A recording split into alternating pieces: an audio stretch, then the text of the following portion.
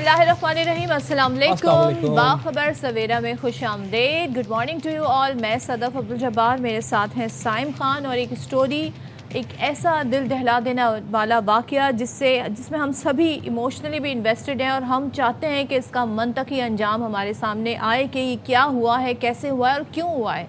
जिस बेदर्दी से मीर रज़ा को कत्ल किया गया और उसके बाद से जो कुछ हुआ, बहुत सारे सवाल इस हवाले से हैं। तो ज़रा आपको लेटेस्ट अपडेट्स बता देते हैं। तो गुलिस्तान जौहर से मीर रज़ा की डेड बॉडी मिलती है और उसका डीएनए किया जाता है। अब डीएनए की तस्दीक हो गई है, अब मज़ीद रिपोर्ट्स भी हमारे सामने आना शुरू हो गई हैं। मकतूल का डीएनए वालिदैन से मैच कर गया। वालिदैन तो पहले ही दिन से कह रहे थे कि हमारा बेटा है। बीच में कहीं से ये भी मुगालता हुआ था कि जी पहले पता किया जाए कि ये बॉडी किसकी है, क्योंकि उस बच्चे का चेहरा जो है वो पहचान के काबिल नहीं था, उसके फिंगरप्रिंट्स नहीं मिल रहे थे।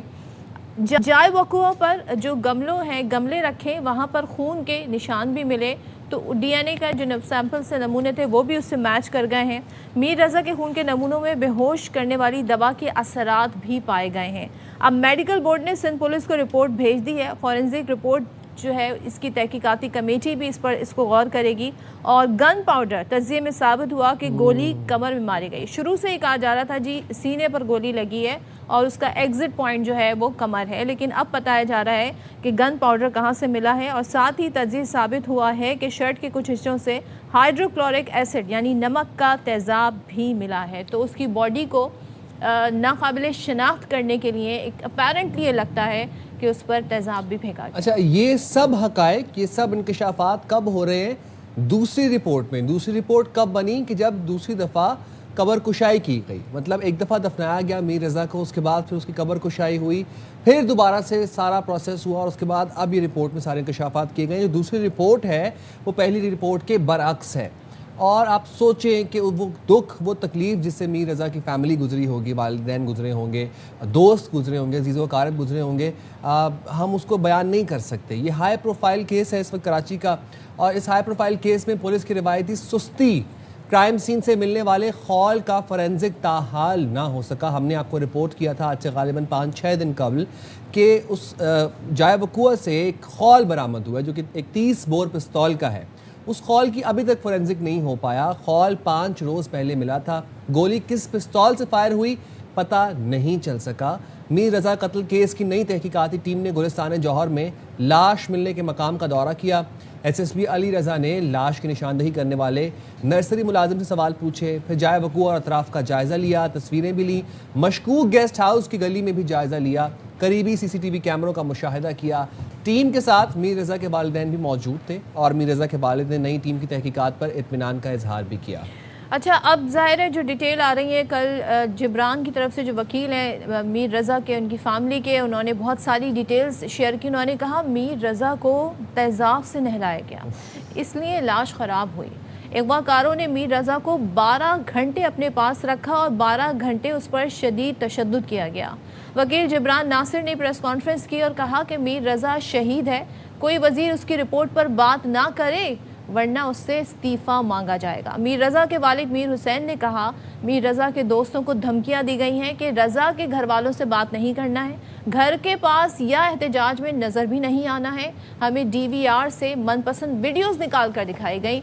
10 रोज़ से मांग रहे हैं। डीवीआर एसएसपी समीउल्लाह की गाड़ी में है। उन्होंने ये भी कहा कि एसएसपी समीउल्लाह जो वॉच थी, एप्पल वॉच थी रज़ा की, वो अपनी जेब में लेकर 8 रोज़ से घूम रहे थे। तो ये बड़े अहम शवाहिद हैं। इस पर बहुत सारे सवालात हैं जो पुलिस की कारकर्दगी से मुताल्लिक हैं कि पुलिस को तो ये तमाम तर क्राइम सीन को कैसे प्रोटेक्ट करना है, किस वक्त क्या एक्शन लेना है, बॉडी किस हालत में मिली है तो उसका पोस्टमार्टम होना ज़रूरी है या उसके लिए पूरा एक मेडिकल बोर्ड बनना ज़रूरी है। आजकल जो मेडिकल डिवाइसेस हैं, चाहे वो आपका मोबाइल फ़ोन हो या फिर आपके पास कोई ऐसे वॉच हो, वो कितनी इंपॉर्टेंट है, उसमें से शवाहिद हासिल करना कितने ज़रूरी है। लेकिन इस केस में शुरू से ही बहुत से लूप होल्स थे, चाहे वो एमएलओ की रिपोर्ट हो, चाहे वो फॉरेंसिक के हवाले से हो, चाहे वो क्राइम सीन के हवाले से हो, बहुत से लूप होल्स थे। और वो लूप होल्स क्यों थे, उनको किस तरह से कवर किया जा सकता था, सिंध पुलिस किस तरह से अच्छा परफॉर्म कर सकती थी, इस बारे में बात करेंगे, जानेंगे। हमारे साथ मौजूद होंगे साबिक सरबराह सीटीडी इंटेलिजेंस विंग राजा उमर खताब साहब। बहुत शुक्रिया राजा साहब, आपने प्रोग्राम के लिए वक्त निकाला। सर, सबसे प्लीज़ उमर खताब साहब, एक चीज़ मैं जानना चाहती हूँ, ज़ाहिर है आपका इतना तवील एक्सपीरियंस है कराची में और ज़ाहिर है इस सारे क्राइम्स और इसका पुलिसिंग में सब चीज़ों का, हम ये देखते हैं कराची में एक ट्रेंड बना हुआ है, अनस्पोकन कुछ रूल्स हैं कि यहाँ जो भी बॉडी मिलती है वो उठाना, उस बॉडी को मुंतकिल करना मॉर्चरी तक, वो ज़िम्मेदारी किसकी है? रज़ाकारों की, फलाही इदारों की रज़ाकार है, उनकी एम्बुलेंस है, वो पहुँच जाती हैं और फिर उसके बाद वो एक नाकाबिल शनाख्त नामालूम लाश के तौर पे सामने आती है। मुझे ये बताइएगा कि कोई ऐसा कोऑर्डिनेटेड सिस्टम क्यों नहीं है, कोई ऐसी SOPs क्यों नहीं है जो ये बताएं कि जी एक बॉडी मिली है, अब पुलिस ने आगे आके कार्रवाई करनी। वैसे SOPs हैं क्या इस हवाले से? बहुत शुक्रिया आपका। इसमें जो आपने पॉइंट आउट किया बड़ा इशू है, ख़ास तौर पे क्राइम सीन के हवाले से मैं बात करूँगा। इस केस से हट के मैं बात करना चाहूँगा फ़िलहाल कि क्राइम सीन का ये सिचुएशन है, कभी ब्लास्ट भी हो जाए तो हमसे ज़्यादा यानी ये जो लॉ इन्फोर्समेंट एजेंसी या तफ्तीशी इदारे हैं उनसे ज़्यादा लोग जो हैं वो उसके अंदर घूम रहे होते हैं और ऐसी चीज़ों को उठा रहे होते हैं जिनका उनसे कोई लेना देना नहीं होता और एविडेंस का बड़ा गर्क होता है। और ये आज से नहीं हो रहा, ये जब से मैं सर्विस में आऊँ मैं देख रहा हूँ। लेकिन एक इम्प्रूवमेंट हुई कि अब जब कोई बड़ा वाक़या होता है उसके एक कॉर्डन ऑफ उसको कर लिया जाता है, मतलब एक पट्टी लगा देते हैं, तो कम से कम मीडिया जो है, मैं ये नहीं कि मीडिया बैठूँ इसलिए बात करूँ, वो उससे बाहर होते हैं, लेकिन एक्स्ट्रा लोग ये वेलफेयर वाले या दूसरी जो NGOs वगैरह हैं उनके लोग जो हैं वो अंदर दाखिल हो जाते हैं। मैंने ऐसे भी देखा है कि इनकाउंटर हुआ, इतला मिली दो मुख्तलिफ एम्बुलेंस सर्विसेज को, तो उन्होंने आपस में झगड़ा शुरू कर दिया।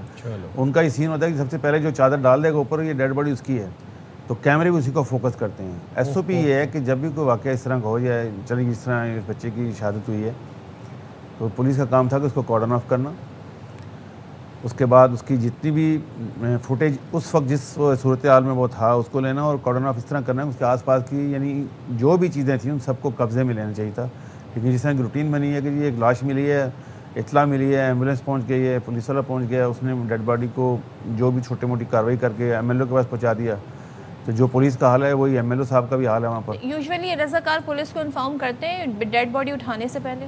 नहीं, वैसे मुख्तलिफ औकात में मुख्तलिफ सिचुएशन होती हैं। जिस तरह कोई हीरोइनची या कोई सा नशा वाला मर जाए तो उसके लिए तो शायद वो इतना नहीं करते, लेकिन इस तरह की चीज़ों में पुलिस की मौजूदगी होती है। लेकिन मैं आपसे फिर कह रहा हूँ ना कि जब वहाँ से डेड बॉडी उठ जाती है और फिर MLO के पास चली जाती है, जो बेसिक चीज़ें होती हैं जिनको उसको नोट करना चाहिए, यानी कि एविडेंस तो ये कहती है कि उस क्राइम सीन के अंदर जो भी चीज़ है उसको आपको अलग अलग सील करना है। इवन अगर सिगरेट भी है या सिगरेट का पैकेट भी पड़ा हुआ है, ब्लड और बाकी चीज़ें तो बहुत अहम चीज़ें हैं, लेकिन इससे रिलेटेड कोई चीज़ जो समझते हैं आपको कब्जे में लेनी चाहिए वो पुलिस को लेनी चाहिए, ताकि बाद में फॉरेंसिक में या केमिकल एग्जामिनेशन में उसका फ़ायदा हो सके। अच्छा सर, मेरे जहन में 2 सवाल आते हैं। पहला तो ये कि जब बॉडी को रिट्रीव किया जाता है, रज़ाकार ले जाते हैं, जाके उसके फिंगरप्रिंट्स लिए जाते हैं।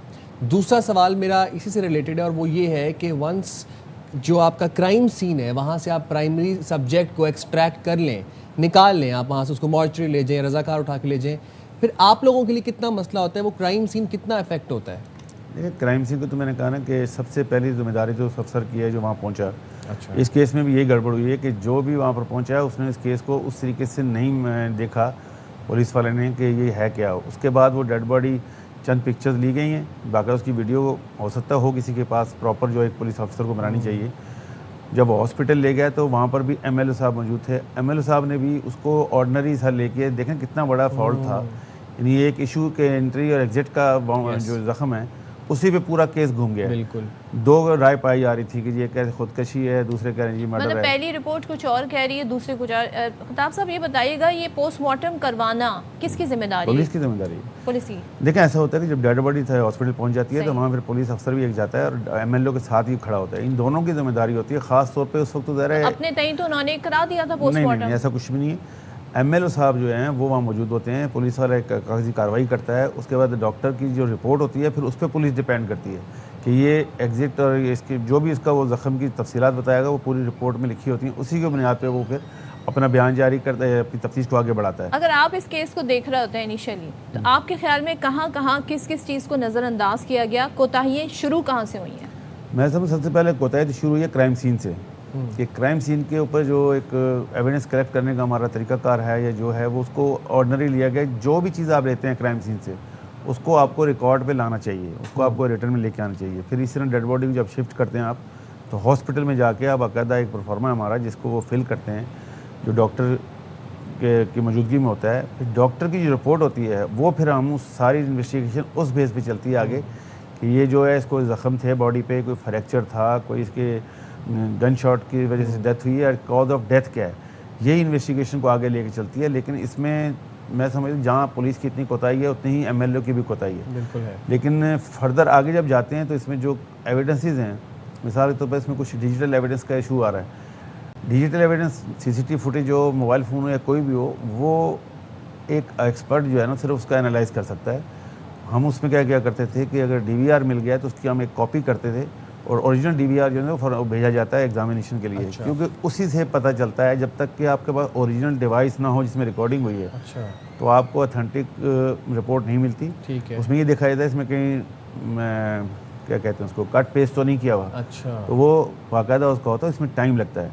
अब जिस तरह इस केस को एक हाई पावर टीम ने उठाया है, इतनी बड़ी टीम बनी है इंशाल्लाह, तो मुझे उम्मीद है कि वो इन तमाम चीज़ों को देखेगी। इस तस्वीर में मैंने एक अहम बात देखी है जो शायद उस वक्त एमएलओ साहब ने भी इग्नोर की हो, या उससे मैं सही असेस नहीं करा।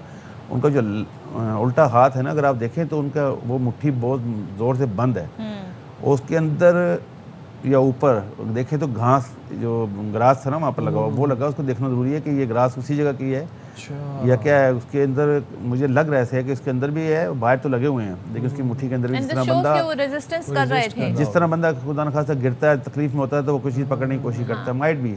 तो ये चीज़ें सारी एग्जामिन करनी है। सर क्राइम सीन से हॉलिस्टर मिलता है और उसके 4, 5, 6 दिन बाद खौल भी मिल जाता है गोली का। ठीक है, ये कितने मेजर एविडेंसेस हैं?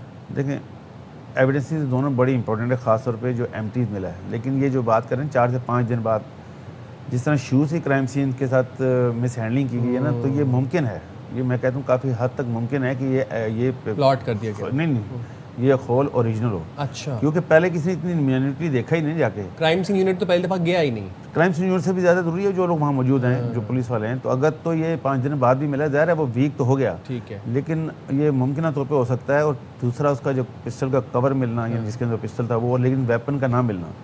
लेकिन 2 चीज़ें तो उस पिस्टल से रिलेटेड आपको मिल गई, एक चीज़ नहीं मिल रही, तो उसको मज़ीद डिग करने की ज़रूरत है कि क्या कुछ और डिस्टेंस पे जाते हुए अगर किसी ने, जिसने भी इसको मारा है, उसने दूर फेंक दिया है, वो वहाँ भी फेंक के जा सकता था, उसने दूर फेंका या कुछ है। हमें इसको थोड़ा रेडियस का, हमें इन्वेस्टिगेशन का थोड़ा बढ़ाना पड़ेगा। लेकिन आपके उस हॉल का फोरेंसिक नहीं हो सका अभी तक, इतना ही टाइम लगता है। मैं उस पर भी आता हूँ। आपके रिपोर्टर हैं नज़ीर शाह, उन्होंने बहुत अच्छी कल एक बात की थी।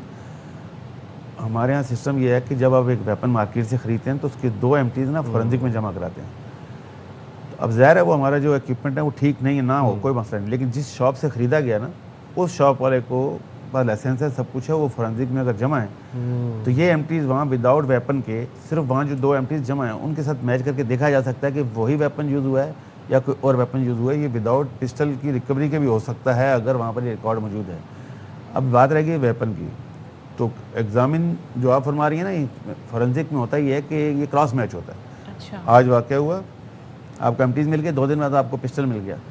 अगर आप दोनों चीज़ें एक साथ भेज देते हैं ना, मतलब आपने रखा हुआ है, चलो जब पिस्टल मिलेगा तो भेज दूंगा, तो उसमें एविडेंस बिल्कुल 50% ख़त्म हो जाती है। अच्छा, तो लिहाजा जिस वक्त एमटीज मिला आप उसी वक्त फोरेंसिक भेजना है, जिस वक्त वेपन मिला आप उसी वक्त वेपन फोरेंसिक भेजना है, ताकि वो दोनों के जो पीरियड है, टाइम बहुत मैटर टाइम मैटर करता है। तो वो जो हम क्राइम सीन पर देख रहे हैं, लोग आ रहे हैं, जा रहे हैं, लोगों की आना जाना जारी है, कॉर्डन ऑफ तो उसे बहुत बाद में किया गया है, इससे कितने शवाहिद खत्म हो सकते हैं, कितने देखिए ज़्यादा? मैं वही तो कह रहा हूँ कि आपको कि ये जो रवाज है ना हमारे यहाँ के, हर बंदे ने उस क्राइम सीन पे पहुँचा है, जिसका वास्ता है या नहीं है उसी ने अपनी इन्वेस्टिगेशन करनी है, तो उसकी वजह से तो क्राइम सीन बिल्कुल यानी सत्यानाश हो जाता है। लेकिन मैं ये यकीन दिलाता हूँ कि इंशाल्लाह अब जो टीम बनी है, मुझे तो बड़ा यकीन है इंशाल्लाह कि वो इन तमाम चीज़ों को बड़ी माइन्यूटली देखेंगे, और उम्मीद है कि ये किसी न किसी सिरे पहुँच जाएगी। लेकिन इसमें इंपॉर्टेंट, सबसे इंपॉर्टेंट बात यह है कि हम हर चीज़ का 24 घंटे में रिजल्ट मांग रहे हैं, ये मुमकिन नहीं होगा।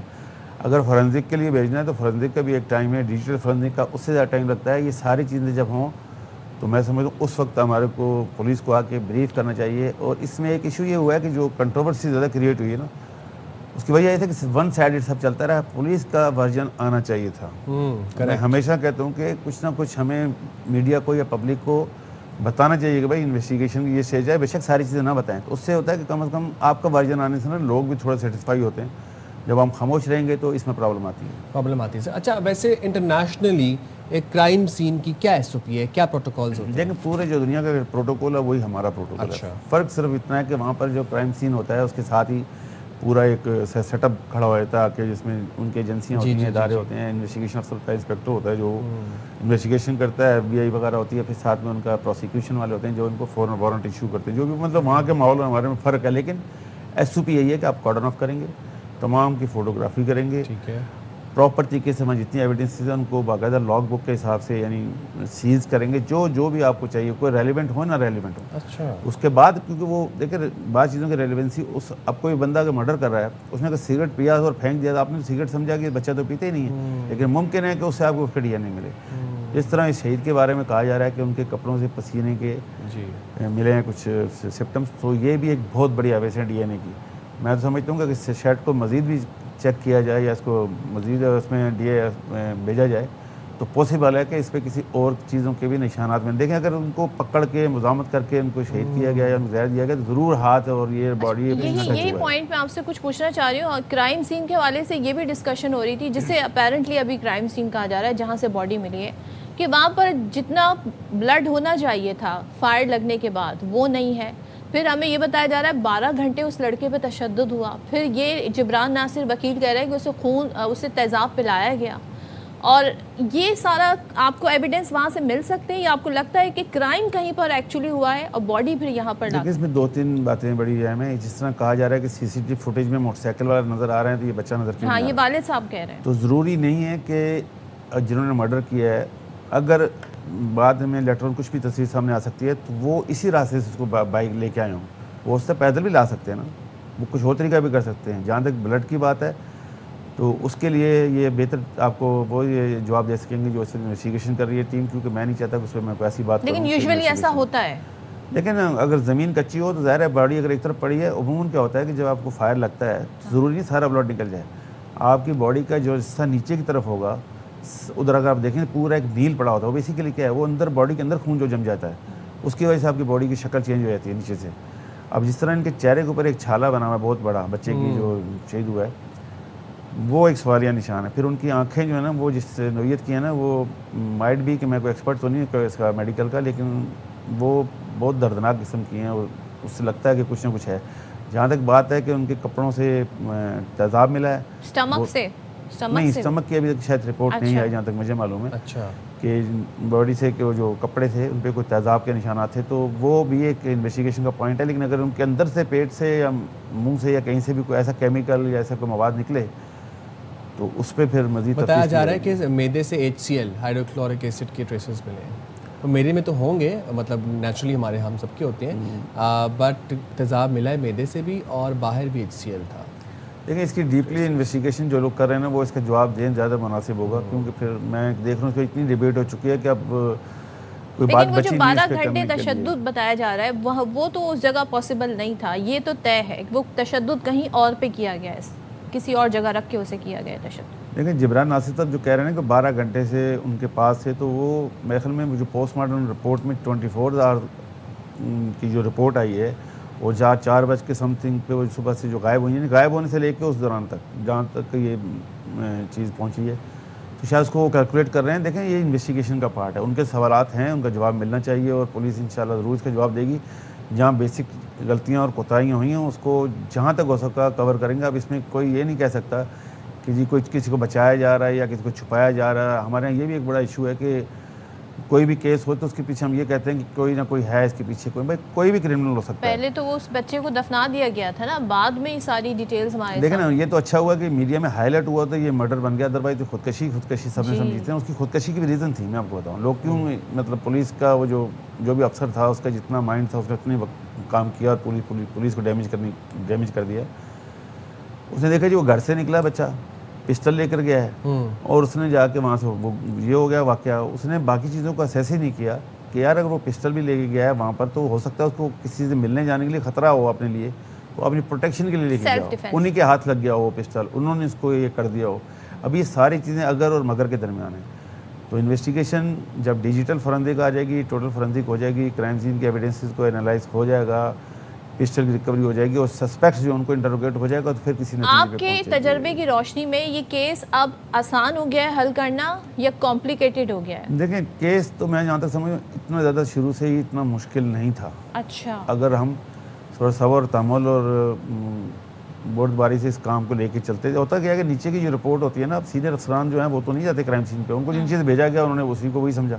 जब उनकी भी समझ में बात आ गई, जब उन्होंने नोट किया, तो इसी तरह इस डॉक्टर समैया साहबा ने आके अपने स्टाफ के साथ उनकी गलतियाँ बनाई, तो हमारे अफसरान ने भी गलतियाँ दिखाई। तो अब उनको रिकवर करने की हम समझते हैं कि कोशिश की जा रही है और काफ़ी हद तक हो जाएगी। लेकिन इसमें एक अहम बात यह है कि ये केस ट्रेस होगा तो डिजिटल एविडेंसेस की बुनियाद पे होगा। यानी आपके ख्याल में सबसे इम्पोर्टेंट जो एविडेंस है इस वक्त डिजिटल एविडेंस है? डिजिटल एविडेंस पे होगा, क्योंकि आई विटनेस अभी तक किसी के सामने नहीं आया।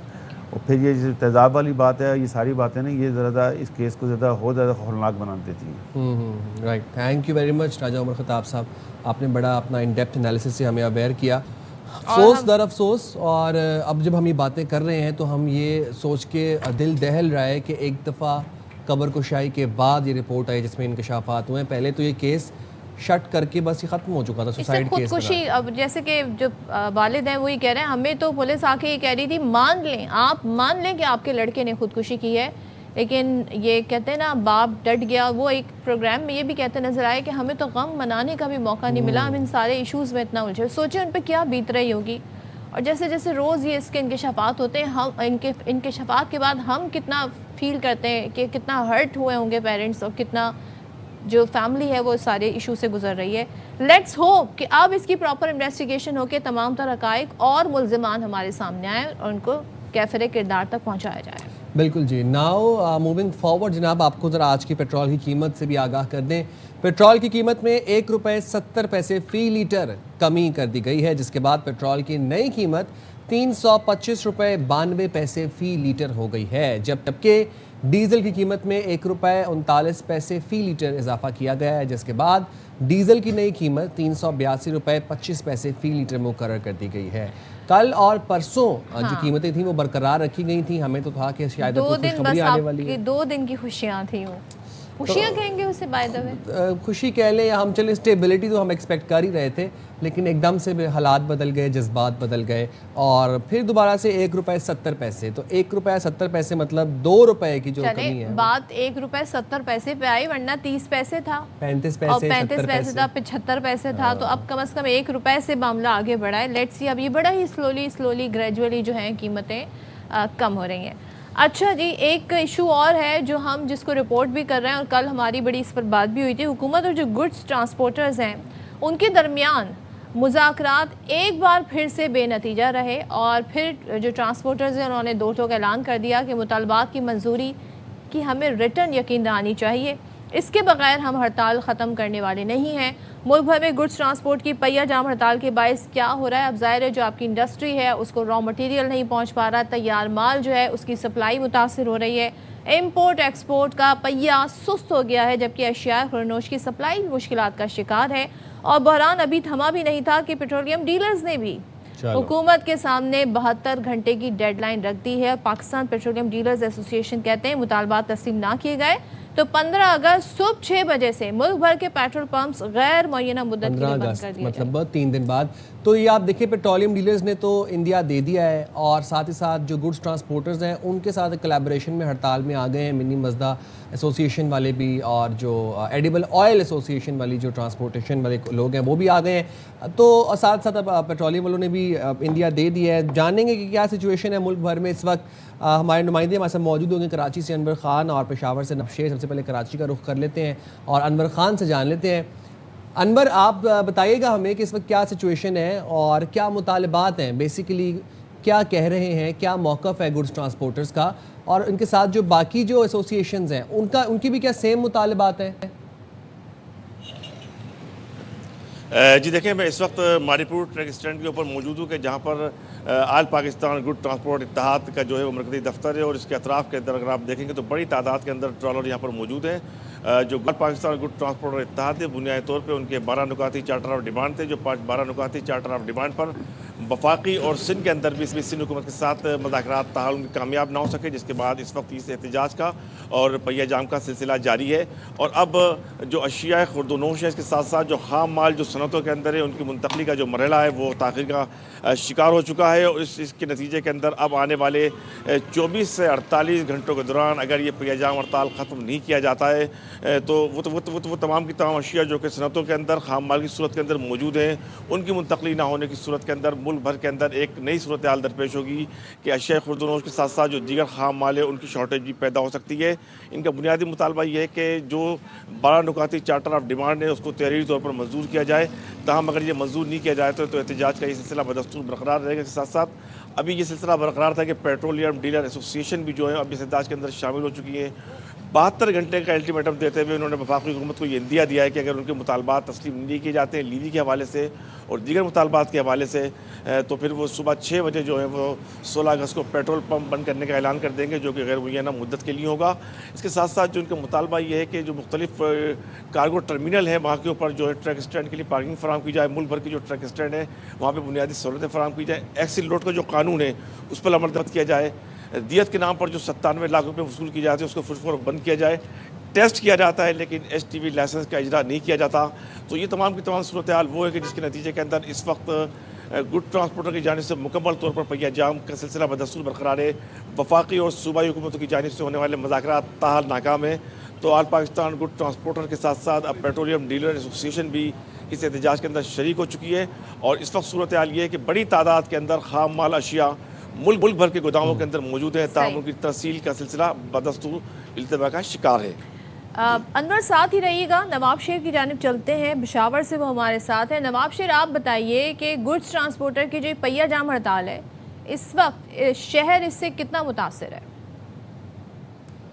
जी बिल्कुल, पेशावर में भी गुड्स ट्रांसपोर्टरों का पहिया जाम हड़ताल बदस्तूर जारी है और मैं इस वक्त हजीकेम बस अड्डे में मौजूद हूँ, जहाँ पर ये ट्रकों का सबसे बड़ा अड्डा है और गुड्स ट्रांसपोर्टरों का सब यूनियन का दफ्तर भी यहाँ पर है। और यहाँ पर जो है वो ट्रकों की लंबी लंबी कतारें जो है वो 3-4 रोज़ से कड़ी है और सप्लाई जो है वो मुकम्मल तौर पर बंद है। अशिया खुर्दनोश और दीगर जो सामान वगैरह है उनकी सप्लाई जो है वो मुकम्मल तौर पर बंद है, जिससे न सिर्फ जो ड्राइवर हज़रात है, ताजर और आम शहरी जो है वो इससे काफ़ी मुतासर हो रहे हैं। लेकिन मैं आपको एक और बात भी बताता चलूँ कि यहाँ पर जो रोज़ाना की बुनियाद पर जो मज़दूरी करते हैं, जो मज़दूर है सबसे ज़्यादा वो यहाँ पर इससे हड़ताल की वजह से ज़्यादा मुतासर हो रहे हैं, क्योंकि यहाँ पर जो ट्रकों में सामान लाया जाता है और या भराया जाता है तो वो मज़दूरी करते हैं। लेकिन अब जो है सारी सप्लाई बंद है, अड्डे मुकम्मल तौर पर बंद है, तो जिसकी वजह से जो है वो मज़दूर तबका काफ़ी मुतासर हो रहा है और उनके घरों में जो है वो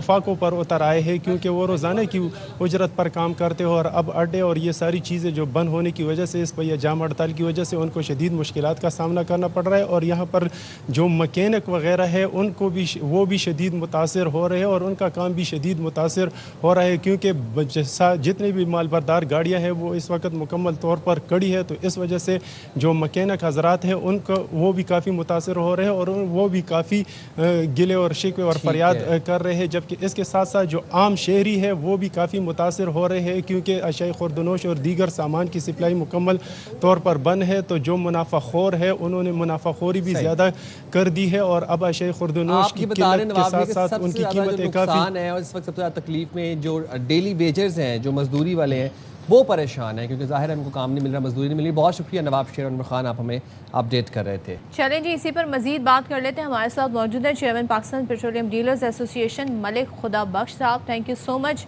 खुदाबख्श साहब ज्वाइन करने के लिए। आप लोगों ने 15 अगस्त की सुबह 6 बजे से मुल्क भर में पेट्रोल पंप्स बंद करने की डेडलाइन दी है। मुझे ज़रा ये बताइएगा, ऑलरेडी ज़ाहिर है इस वक्त गुड ट्रांसपोर्टर्स की जानिब से एक तरीके से हम डेडलॉक देख रहे हैं मुज़ाकरात में, दूसरे आपकी जानिब से भी। पहले ही बताइएगा आपकी हुकूमत से बेसिक डिमांड्स क्या हैं, मुतालबात क्या हैं? जी खुदाबख्श साहब, चले हम रब्ता करने की कोशिश करेंगे। आई गेस हमारी आवाज़ वहाँ तक नहीं पहुँच रही, लेकिन साइम आप सही कह रहे थे और नवाब शेर भी जो हमें सूरत हाल बता रहे थे कि जो मज़दूर तबका है वो सबसे ज़्यादा मुतासिर है, जिसे रोज़ाना की बुनियाद पे कमा के अपने घर ले जाना होता है। तो हम चाहते हैं कि चीज़ें स्पीड अप वो मामला पता चले कि आखिर गुड ट्रांसपोर्टर्स और मुतालबात जो हैं उनके हुकूमत उस पर क्या लाहेअमल रखती है और कहाँ पर डेडलॉक है। अब अगर पेट्रोलियम डीलर्स ऐसा करेंगे तो फिर कहाँ पर जाएगा? बिल्कुल, फिर कहाँ बात जाएगी। और साथ साथ आप देखें कि गाड़ियाँ पोर्ट्स पे खड़ी हुई हैं, गुड्स की ट्रांसपोर्टेशन नहीं हो पा रही, बहुत सी अशिया ज़रूरी हैं जिनकी ट्रांसपोर्टेशन नहीं हो पा रही। तो मुल्क मज़ीद ये सिचुएशन बर्दाश्त नहीं कर सकता ना। ये अगर ये चीज़ प्रोलॉन्ग होती है तो इतनी सख्त नहीं है कि हम लोग ये चीज़ बेयर कर सकें। तो और इसमें अगर प्लस इसके ऊपर अगर पेट्रोलियम डीलर्स भी साथ में अगर कर देंगे तो चीज़ें बहुत वर्स हो जाएंगी। तो अब बात कर लेते हैं, मलिक खुदा बख्श साहब हमारे साथ हैं। Thank you so much. हमें बताइएगा, आप लोग 15 अगस्त सुबह 6 बजे से पेट्रोल पंप्स बंद करने का ऐलान किया है। वैसे क्या मुतालबात हैं, क्यों पेट्रोल पंप्स बंद करेंगे?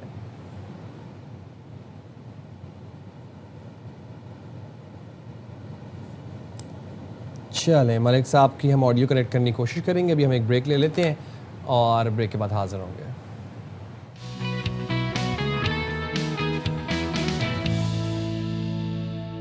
Welcome back once again. और this segment is just dedicated to the youth के हवाले से बात करना चाह रहे हैं, क्योंकि आज नौजवानों का आलमी दिन मनाया जा रहा है। और नौजवानों का आलमी दिन पाकिस्तान में मना रहे हैं हम, देखें दुनिया भर में मना रहे हैं। हमारी जो आबादी है ना, उसका 64% जो हिस्सा है वो नौजवानों पर मुश्तमिल है, जिनकी उम्र 18 से लेकर आई गेस 30 साल तक 30 साल तक है। हाँ। तो अंडर 30 जो हैं वो लोग इस मुल्क के अंदर 64% हैं, जो कि बड़ी ज़बरदस्त बात है। और फिर ये हम आपको रिपोर्ट ये भी करते थे किस तरीके से हमारे नौजवान जो हैं वो फ्रीलांसिंग करके या डिजिटल मीडिया के ऊपर काम करके रेमिटेंसेस तो ला रहे हैं। हालिया बजट दस्तावेज़ात के मुताबिक पाकिस्तान में बेरोज़गारी की शरह 6.3% है, जिनमें ज़्यादा तादाद 15 से 45 साल की उम्र के अफराद की है। नाकिस निज़ाम तालीम, महदूद वसाइल, तालीमी निसाब का जदीद दौर से हम आहंग ना होना नौजवान नस्ल में बेरोज़गारी में इजाफे का सबब बन रहे हैं। और वसाइल की कमी, फिर उसके बाद मसाइल, इस सब के बावजूद पाकिस्तानी नौजवान ना सिर्फ पुरअज़्म दिखाई देते हैं बल्कि तालीम, साइंस, टेक्नोलॉजी और खेलों के मैदानों में नुमाया पोजीशन हासिल करके पाकिस्तान का नाम रोशन करते हैं। तो एक तरफ हम ब्रेन ड्रेन की बात तो करते ही हैं, बट दूसरी तरफ फिर रेमिटेंसेस भी आ रहे हैं, फिर फ्रीलांसिंग भी कर रहे हैं, फिर एआई से हम आहंग भी कर रहे हैं अपने आप को, फाइवर पे लेकिन आप इस सारे सिनेरियो में, जैसे आपकी अगर बात करूँ, फिट इन समझते हैं अपने आप को? टेक्नोलॉजी आ गई है, सब कुछ आ गया है। हम तो एक एनालॉग पीरियड से होते होते डिजिटलाइज दौर में आए ना, मिलेनियल्स की बात कर रहे हैं। Things have become a bit easier for us, earning जो है वो आसान हो गई है, बट देन अगेन चैलेंजेस जो है वो और बढ़ गए हैं इस इकॉनमी के अंदर। अब अगर किसी नौजवान, हमें जो है अपने पेरेंट्स से ज़्यादा 10 टाइम ज़्यादा हार्ड वर्क करना पड़ रहा है एक घर बनाने के लिए, जो कि उन्होंने आज से 50 साल पहले बनाया था। हमें आज के वक्त में वो घर बनाने के लिए 100 गुना ज़्यादा मेहनत करनी पड़ रही है। दो के अर्निंग के मीन्स आसान हो गए हैं, लेकिन मईशत उतनी ही डिक्रीज़ हो गई है, उतनी अपॉर्चुनिटीज़ कम हो गई हैं हमारे लिए। और समटाइम जो साइड हसल है ना, अब इसका कल्चर पाकिस्तान में आ गया है। वरना तो एक क्या होता था, एक आपकी जॉब होती थी 9 to 5, उससे आप सैलरी उठाते थे और वो आप अपने घर पे बजट पे खर्च कर देते थे। बट ये जो साइड हसल आ गई है, इस बारे में जो नौजवान हैं ये बड़े क्यूरियस भी हमें नज़र आते हैं और बड़े ज़बरदस्त तरीके से यहाँ पर हमें फ्रीलांसर्स की हम बात कर लें, हमारे जो यंग एंटरप्रेन्योर्स हैं उनकी बात कर लें, अच्छा काम कर रहे हैं, बट हमें इन्हें मज़ीद मौके देने होंगे, मज़ीद अपॉर्चुनिटी देनी होंगी। और इनकी हमें थोड़ी बातें जो हमें ना ज़रा नए नए वर्ड्स लगते हैं, कभी ये डेलुलू वर्ड यूज़ कर रहे होते हैं, कभी ये बैडी वर्ड्स यूज़ कर रहे होते हैं, तो पूछ लेना चाहिए भाई इसका मतलब क्या है। बिल्कुल जी। और बजाय इसके कि इनको आप लोग एलियनेट कर दें ये कह के कि जेंजीज हैं, ये लेज़ी हैं, ये हैं, ये वो हैं, इनको काम नहीं करना आता, ये बदतमीज़ हैं, ये बिल्कुल जो है वो अच्छे से कॉर्पोरेट्स में नहीं काम कर सकते, उनको इंक्लूड करने की कोशिश करें, बजाय ऐसे कि उनको एलिनिएट कर दें और उनको कहें कि आप भाई आप इस सोसाइटी का हमारा पार्टी नहीं है। This won't make things easier. I think कि हमें उनके साथ कोलैबोरेट करके चलना चाहिए। अच्छा, they are very woke, emotionally intelligent हैं, सेंसिटिव इश्यूज़ को समझते हैं, पॉलिटिकली करेक्ट रहना चाहते हैं। तो हमें भी इन चीज़ों को समझना चाहिए और को एग्जिस्टेंस ही बेहतरीन रास्ता होती है। कुछ हम इनसे सीखें, कुछ ये हमसे सीखें, थोड़ा सा तामुल सीख लें। 20s में और 30s में ही सब कुछ नहीं मिल जाता। ज़िंदगी ज़रा कहते हैं ना, आहिस्ता आहिस्ता ही आपको सक्सेस की तरफ ले जाती है। बिल्कुल अग्रीड। और जनाब, पाकिस्तानी नौजवान बाहिम्मत भी हैं, बासलाहियत भी हैं और जज्बा हो तो दुनिया के किसी भी मैदान में अपना लोहा मनवाने का हुनर भी रखते हैं। मसाइल और महदूद मौक़े अपनी जगह हैं, लेकिन इस सब के बावजूद कि लिमिटेड अपॉर्चुनिटीज़ हैं, मसाइल हैं, मईशत डिक्लाइनिंग है, टैक्सेस का बोझ है, हम अपना रास्ता ख़ुद बना रहे हैं। और आलमी यौम नौजवान पर पाकिस्तानी नौजवान क्या सोचते हैं, उनके क्या मुतालबात हैं, वो क्या कहते हैं, आपको ज़रा सुनवाते हैं। अगर उसने पाकिस्तान की तरक्की में अपना कंट्रीब्यूशन करना है तो सबसे पहले तो वो अपने कैरियर पे फोकस करे, अपनी एजुकेशन, अच्छी जो एजुकेशन अपने बेस पे, अपने बलबूते पे ले सकता है, अपने घर वालों के बलबूते पे। अदरवाइज़ गवर्नमेंट ने कुछ भी नहीं देना। मेरा नौजवानों से यही है कि वो मेहनत करें ताकि इसमें हमारे मुल्क की और हमारी कौम की तरक्की हो। जो भी इक़्तिदार में जो लोग हैं सियासतदान, वो नई सोच के नहीं हैं। आप यंग सोच को मौका देंगे तब उसकी जो यंग सोच की है ना वो ऊपर आएगी और वो आपको खुद पता चल जाएगी कि यंग नौजवान की क्या सोच है और वो क्या चाहता है। महंगाई इतनी हुई है, क्या बंदा यहाँ से मुल्क छोड़ के हम तो बाहर जाने की सोचते हैं कि बाहर जाके कुछ करें। जब तक इस मुल्क के हुक्मरान हमारे नौजवानों को सही एजुकेशन नहीं देंगे तो वो तरक्की नहीं कर सकता। अगर हमारे को गवर्नमेंट यहीं भी जॉब्स वगैरह दे दे, अच्छी तरक्की याफ्ता काम हमारे पढ़े लिखे जो नौजवानों को यहीं भी मुल्क के अंदर ही तरक्याती काम वगैरह ये सब कुछ मिल जाए ना, तो हम बाहर जाने लाजिम ही नहीं समझेंगे। अच्छा, कितने % यूथ है हमारे मुल्क में? 64 ना? हाँ। उसमें से 50% तो बैडी हंटिंग में लगे हुए हैं, जेंजीज। तो वर्ल्ड यूथ डे पे मेरा ये पैगाम है सारे जेंजीज के लिए कि आप लोगों का ना ज़रा थोड़ा डिस्ट्रैक्शंस हैं, ये अपना फोकस जो है उसको ज़रा आप सीधा करें, दुरुस्त करें, काम पे, पढ़ाई पे ध्यान दें ताकि मुल्क का नाम आप लोग रोशन कर सकें। This is coming from a baddie himself. तो ये आपको मशवरा दे रहे हैं, इस पर आप अमल दरामद करें, यकीनन आप कामयाब हो जाएंगे और हमारे नौजवान जो है भाई बड़े ज़बरदस्त तरीके से आगे बढ़ें। अच्छा, मैं एक स्टोरी की तरफ आगे बढ़ना चाहती हूँ। लाहौर का ये वाक़या है, ये भी बड़ा हौलनाक है। हम जो कराची की रज़ा अमीर की केस की बात कर रहे हैं, पोस्टमार्टम रिपोर्ट, यहाँ पर भी एक पोस्टमार्टम रिपोर्ट ऐसी आई है जिससे बहुत सारे सवाल हमारे सामने हैं। लाहौर का थाना है टाउनशिप, इस थाने की हिरासत में 2 ख़वातीन थी। इनकी अब रिपोर्ट सामने आई है। इब्तदाई रिपोर्ट में दोनों ख़वातीन पर तशद्दुद के शवाहिद नहीं मिले, लेकिन फेफड़ों पर स्याह धब्बे और दिल में खून के लोथड़े पाए गए, ये रिपोर्ट बता रही है। और मौत की हतमी वजह ताहाल सामने नहीं आ सकी। मज़ीद तहकीकात के नमूने टेस्ट के लिए भिजवा दिए गए हैं। ताज़ा सूरत हाल क्या है जानेंगे अपने नुमाइंदे बाबर ख़ान से। बाबर, बताइएगा ये मुअम्मा हल हो सका है अभी तक कि नहीं? लाहौर टाउनशिप थाने की कस्टडी में 2 ख़वातीन की मौत होती है और अब ये बताया जा रहा है कि उन पर तशद्दुद के निशानात नहीं मिले, लेकिन दिल और फेफड़ों पर स्याह धब्बे मिले रिपोर्ट में। देखें जी, 4 अगस्त को ये वाक़या हुआ था। टाउनशिप थाना में 2 जो ख़वातीन हैं वो पुलिस की हिरासत में जाँ बाग थी। अभी तक मम्मा इसका हल नहीं हुआ। कल CCP लाहौर ने प्रेस कॉन्फ्रेंस की और इस मम्मा को हल करने की कोशिश की। मेडिकल रिपोर्ट के बारे में बताया कि दिल और जो फेफड़े हैं वहाँ पर काले धब्बे मिले हैं, लेकिन तशद्दुद के निशानात नहीं मिले। अब जो नमूने और अज़ा हैं वो मज़ीद टेस्ट के लिए भेज दिए हैं। अभी तक पोस्टमार्टम रिपोर्ट में मौत की असल वजह सामने नहीं आ सकी कि हतमी वजह क्या है, क्योंकि पहले जब इसे गिरफ़्तार किया गया था दोनों को, तो उस वक़्त जो लवाकिन का ये इल्ज़ाम है कि पुलिस उन्हें कह रही थी कि कहो कि इन्होंने ड्रग की हुई थी नशे में, लेकिन जो CCTV फुटेज आई है मौके से उसमें ये बिल्कुल हशाश पिशाश हैं, कोई नशे की हालत में नज़र नहीं आ रही। और उसके बाद इनको थाना लेके गए हैं, 1.5 किलोमीटर के फासले पर थाना है। तकरीबन 2.5 घंटे बाद FIR दर्ज की गई। अब हैरान कुन बात यह है कि दोनों की इकट्ठे मौत वाक़या हुई है कि उन्होंने क्या ऐसा नशा किया था कि दोनों की मौत का टाइम एक ही मुकर्रर था कि दोनों ने एक ही टाइम पे मरना है। उसके अलावा जो वर्षा है, वर्षा का ये कहना है कि हमें धमकाया गया है कि डेड बॉडी जो है जल्दी से ले जाओ और जाके रात की तारीखी में दफना दो। क्या पुलिस को दबाव था कि रात की तारीखी में पुलिस की कस्टडी में उसे पाकपतन दफनाया गया? ताहम अभी तक ये वाज़िया नहीं हो सका कि इनकी मौत की असल वजूहत क्या हैं। ताहम पुलिस जो है बचाना चाह रही है, यही कहना चाह रही है कि इनकी मौत ड्रग की वजह से हुई है। पोस्टमार्टम रिपोर्ट में है कि कौन सा ड्रग की उन्होंने इस्तेमाल किया था जिसकी वजह से इनकी यकदम इकट्ठे मौत वाक़या हो गई। क्या कोई जहरीली चीज़ ऐसी खाई थी कि एकदम से उनकी मौत वाक़या हो गई? पुलिस हिरासत में कितने दिन रही और क्यों थी ये पुलिस हिरासत में बाबर?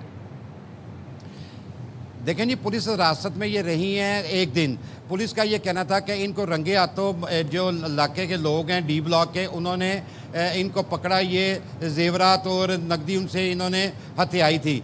लेकिन जब हमारी जो मदई है इसका, जिसकी वाइफ से ये हथियाया गया था सारा सामान, उससे बात हुई है। उसने कहा हमें ज़बरदस्ती मुझे मदई बनाया गया, मैं मदई नहीं बनना चाहता था, लेकिन पुलिस ने मुझे थाना बुलाया, थाना बुला के पुलिस ने मुझे मदई बनाया। इनको पुलिस ले आई थाने इस इल्ज़ाम में कि इन्होंने चोरी की है। थाना लाकर जो फुटेज सामने आई है उसमें कोई लेडीज़ पुलिस नज़र नहीं आ रही। इनसे महरर जो है वो तफ्तीश कर रहा है और इनसे इनके बयानात ले रहा है, लेकिन लेडीज़ पुलिस को नहीं बुलाया गया। इनकी जब तबीयत ख़राब हुई है, कहा यह गया क्या कि हम इनको लिटन रोड थाना लेके जा रहे थे। लिटन रोड थाना पुलिस जो ख़वातीन की हवालात है वहाँ पे है, वहाँ लेके जा रहे थे। इनकी तबीयत ख़राब हुई, इनको अस्पताल मुंतकिल किया गया जहाँ ये रिसीव डेड हुई। अब एक दिन यहाँ पे बात रही बताएं है बाबर, कहाँ पे टाउनशिप थाना, कहाँ पे लिटन रोड थाना, वजह क्या थी लिटन रोड थाने जाने की? वहाँ से ख़वातीन पुलिस एहलकार टाउनशिप थाने क्यों नहीं आ सकती थी? दूसरा, टाउनशिप थाने के SHO का क्या मौक़िफ़ सामने आया, उससे कोई बात हुई है आपकी? देखिए जी, SHO का मौक़िफ़ क्या सामने आना है, जो आला अफसरान है वही अपना मौक़िफ़ दे रहे हैं। उससे तो मना किया गया कि तुमने नहीं बोलना, आला अफसरान जो हैं वो मौक़िफ़ दे रहे हैं। और जो टाउनशिप इसलिए लेके जा रहे थे, वहाँ पर ख़वातीन की हवालात है। अच्छा, उस वक्त तो आप हवालात में लेके जा रहे हैं, लेकिन जिस वक्त उनके ऊपर मुकदमा दर्ज किया उस वक्त तो लेडीज़ पुलिस को नहीं बुलाया गया। लेडीज़ पुलिस को बुलाते, उनकी कस्टडी में उनसे बयान लेते, फिर उनको थाना मुंतकिल किया जाता। लेकिन पुलिस को कोई जो थाना है को बॉदर नहीं कर रहा कि अगर 2 अमवात हुई हैं उनके लिए कोई ऐसा मसला नहीं है। उनका ये कहना है इस केस में क्या कोई मजीद हतमी रिपोर्ट भी आएगी, किसी के खिलाफ कार्रवाई होगी? बुरसा कोई अब केस इस हवाले से आगे लेकर चलना चाह रहे हैं, किस तरह तफ्तीश होगी सारी सूरत हाल की? देखिए जी, वुरसा तो केस को आगे लेके चलना चाह रहे हैं। वुरसा का यही इल्ज़ाम है कि उनकी जो बच्ची हैं वो तशद्दुद से जाँ बाक हुई हैं। गो मेडिकल रिपोर्ट में, पोस्टमार्टम रिपोर्ट में तशद्दुद सामने नहीं आया, लेकिन वो चाह रहे हैं कि इनकी इंक्वायरी हो। उनका यही कहना है कि आगे भी ऐसे केसेस होते हैं, पुलिस फौरी तौर पे दफ़ा के तहत 164 के तहत ना मुकदमा दर्ज करती है। अगर ना साबित हो तो उसको छोड़ देती हैं, लेकिन पुलिस ने किसी किस्म की कोई कार्रवाई नहीं की। एक तो वुरसा का कहना था कि ये लगता है कि CCD का यानी कि ना किरदार अदा कर रहे हैं कि लेडीज़ को भी मारने का ये नया तरीका अपना लिया। ठीक है बाबर, आपने बड़ी अच्छी सी बातें समझा दी। और लम्हा फिक्रिया है पंजाब के थानों में क्या चल रहा है इस वक्त। कहीं पे किसी थाने में माजूर बच्ची के साथ ज्यादती की जा रही है, किसी में थाने में 2 ख़वातीन की मौत हो जाती है। आला हुकाम जो है वो इसके ऊपर स्क्रूटनाइज करें और होश के नाखून लें। It's time to wake up. चलें जी, यहाँ पर ब्रेक लेते हैं और ब्रेक के बाद वापस आते हैं।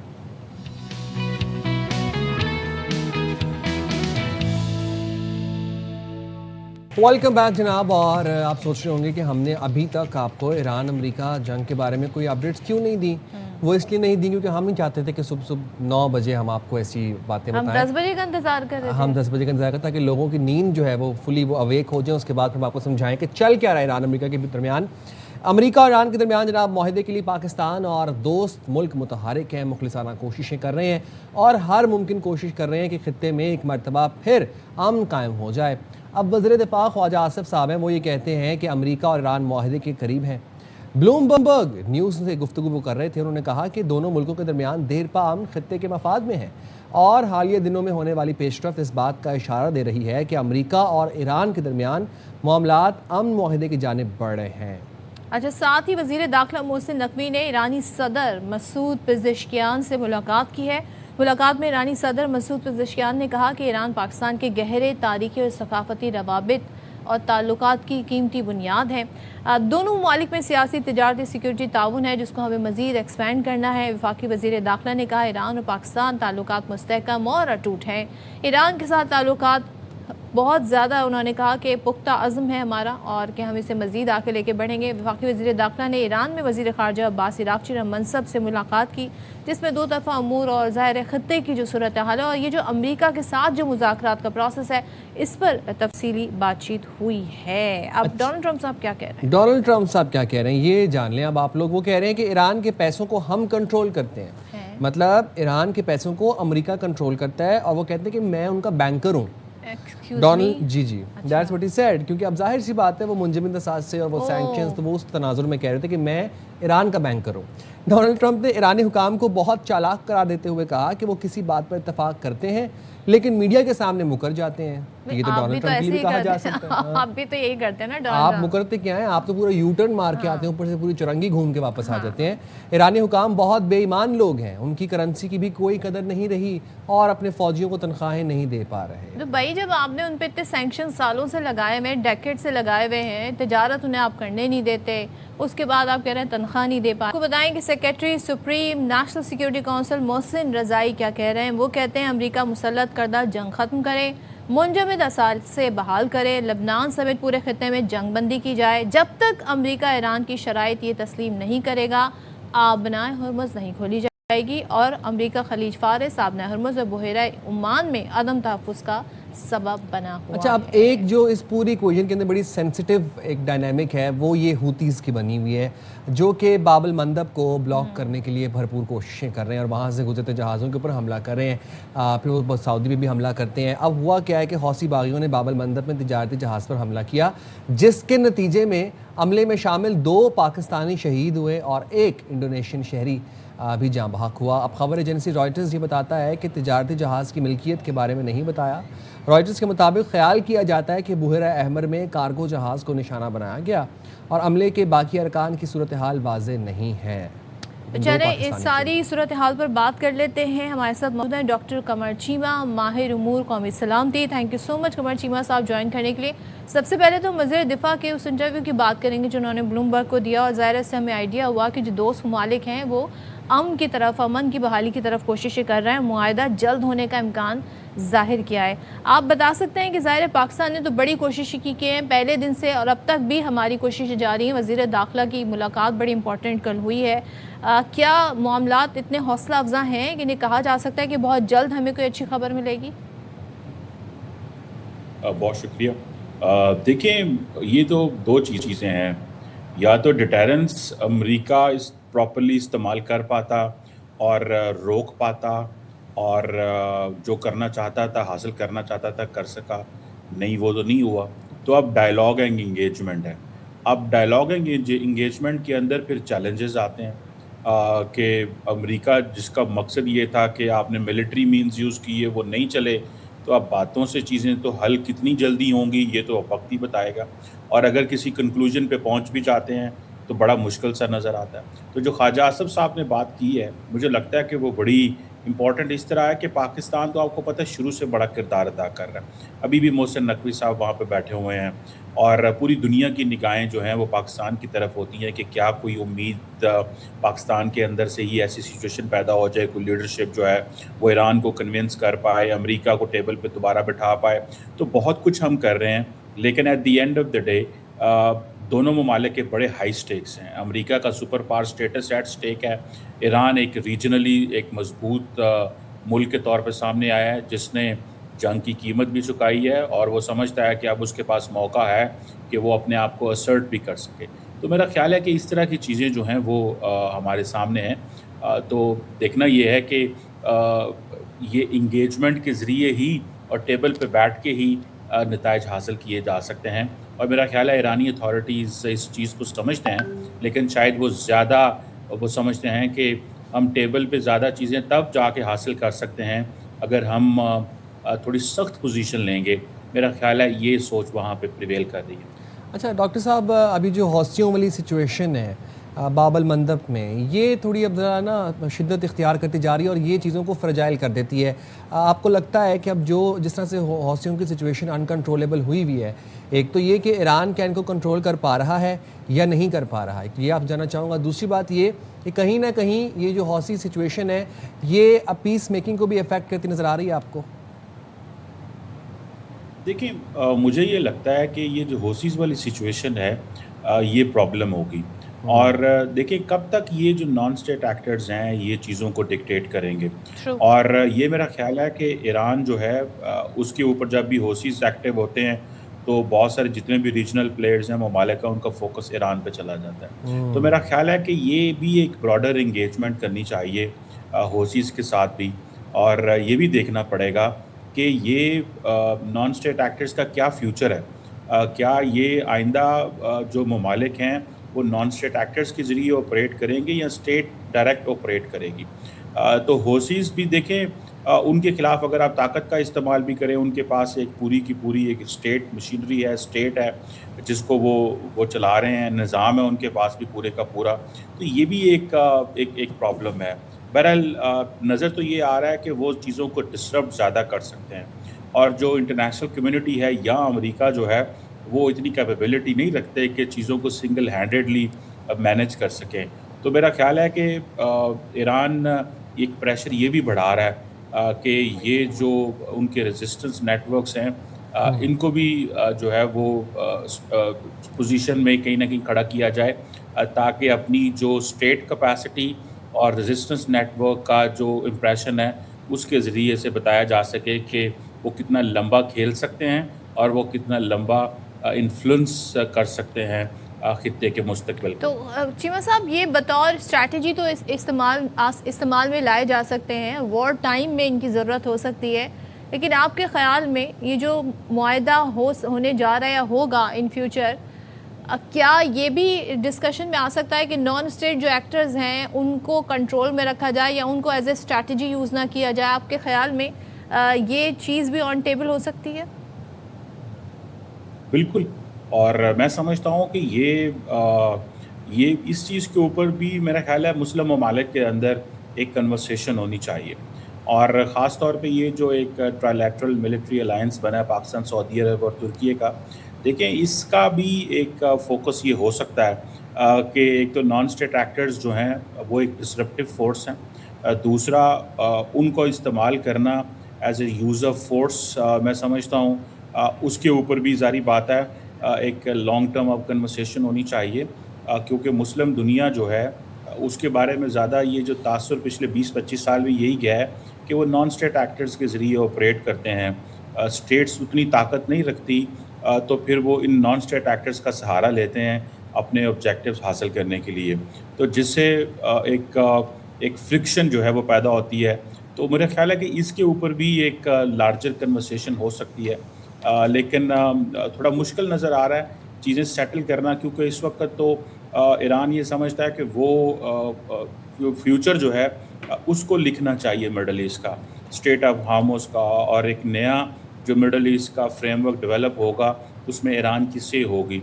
बाकी ममालिक ज़ाहिर बात है उसको रेजिस्ट करेंगे, अमेरिका का भी उसके ऊपर भी क्वेश्चन मार्क है, लेकिन जो फ्यूचर ऑफ प्रॉक्सीज़ है मैं समझता हूँ इसके ऊपर ज़रूर डिस्कशन होनी चाहिए और ममालिक को डिस्करेज किया जाना चाहिए। ये मुस्लिम वैल्यूज़ में नहीं आता, या इसको मेरा ख्याल है इसके ऊपर एक लार्जर बहस ज़रूर होनी चाहिए। अच्छा डॉक्टर साहब, अब आपको क्या लगता है कि इस वक्त जो जिस तरह से ख्वाजा आसिफ साहब ने भी इशारा दिया कि अमन माहिदा बहुत करीब है, पाकिस्तान भरपूर कोशिशें कर रहा है, कतर मुखलिसाना कोशिशें कर रहा है, और जल्द ही ईरान और अमेरिका एक MOU के ऊपर साइन करेंगे और उनमें मफाहमत हो जाएगी, किन निकात पे इस वक्त बात चल रही है? और आपको लगता है कि अभी भी कोई स्टिकिंग पॉइंट है? जिस तरह लास्ट टाइम तो बहुत मेजर स्टिकिंग पॉइंट्स थे, जिसमें लेबनान था, जिसमें आबना हुरमुज़ था। इस वक्त यस, आबना Hormuz is somewhat a sticking point, but वो उतना शदीद नहीं है जितना वो लास्ट टाइम उसके ऊपर एम्फेसिस किया जा रहा था।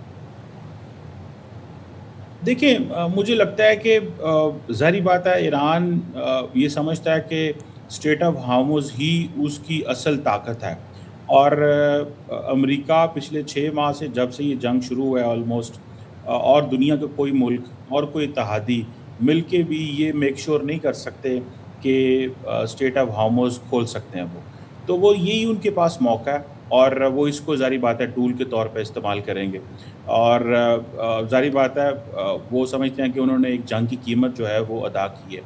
तो लार्जली कोई ऐसा फ्रेमवर्क नहीं है जिससे ये पता चल सके। सो ईरान अपना पूरी ताकत इस्तेमाल करेगा कि उसकी मर्ज़ी से जो वाटरवे हैं, जो वो जिन वाटरवेज़ पे वो चाहेगा वहीं से जो है इंटरनेशनल मैरीटाइम ट्रैफिक गुजरे।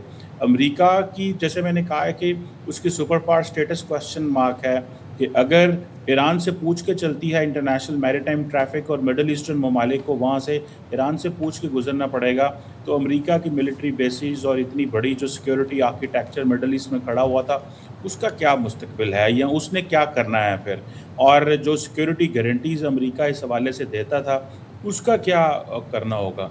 तो मेरा ख्याल है कि ये बहुत सारी ऐसी चीज़ें हैं और इसीलिए मुझे लगता है कि रीजनल ममालिक इंगेजमेंट चाहते हैं, अमेरिका भी इंगेजमेंट चाहता है, लेकिन थ्रू डिटेरेंस और थ्रू यूज़ ऑफ वो अपनी थ्रू पावर वो चाहता तो है, लेकिन उसकी भी ज़ाहिर बात है लिमिटेशंस हैं। So at the end of the day अगर ईरान अपनी पोजीशन जो है वो इन्फोर्स करने में कामयाब हो जाता है कि उसकी मर्ज़ी से इंटरनेशनल मैरीटाइम ट्रैफिक चलेगी, तो ये फॉरएवर मिडल ईस्ट का फ्यूचर जो है इससे बदल जाएगा और अमेरिका की एज ए सुपर पावर या ग्रेट पावर जो यूटिलिटी है इस खित्ते के अंदर, उसके ऊपर भी एक लार्जर कन्वर्सेशन जो कि शुरू हो चुकी है वो भी किसी न किसी कंक्लूजन तक पहुंचेगी। करेक्ट। बहुत शुक्रिया डॉक्टर कमर चीमा साहब, आपने प्रोग्राम के लिए वक्त निकाला, एनालिसिस से हमें एनलाइटन किया।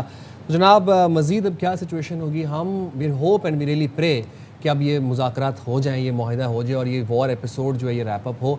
और मुझे लगता है एट दिस पॉइंट दोनों फरीक जो है वो जान छुड़वाना चाह रहे हैं अब इस वॉर से। हाँ, अब ज़ाहिर है कितना ये मामला आगे ड्रैग होगा, लेकिन ये है कि कोई ना कोई एक डोनाल्ड ट्रम्प ये चाहते हैं, कोई ओबामा की तर्ज पे वो भी एक अचीवमेंट चाहते हैं कि मुआहिदा हो और जिसको फिर वो बताएं कि देखिए जी वॉर ट्रॉफी की आई थिंक उन्हें इस वक्त ज़रूरत है।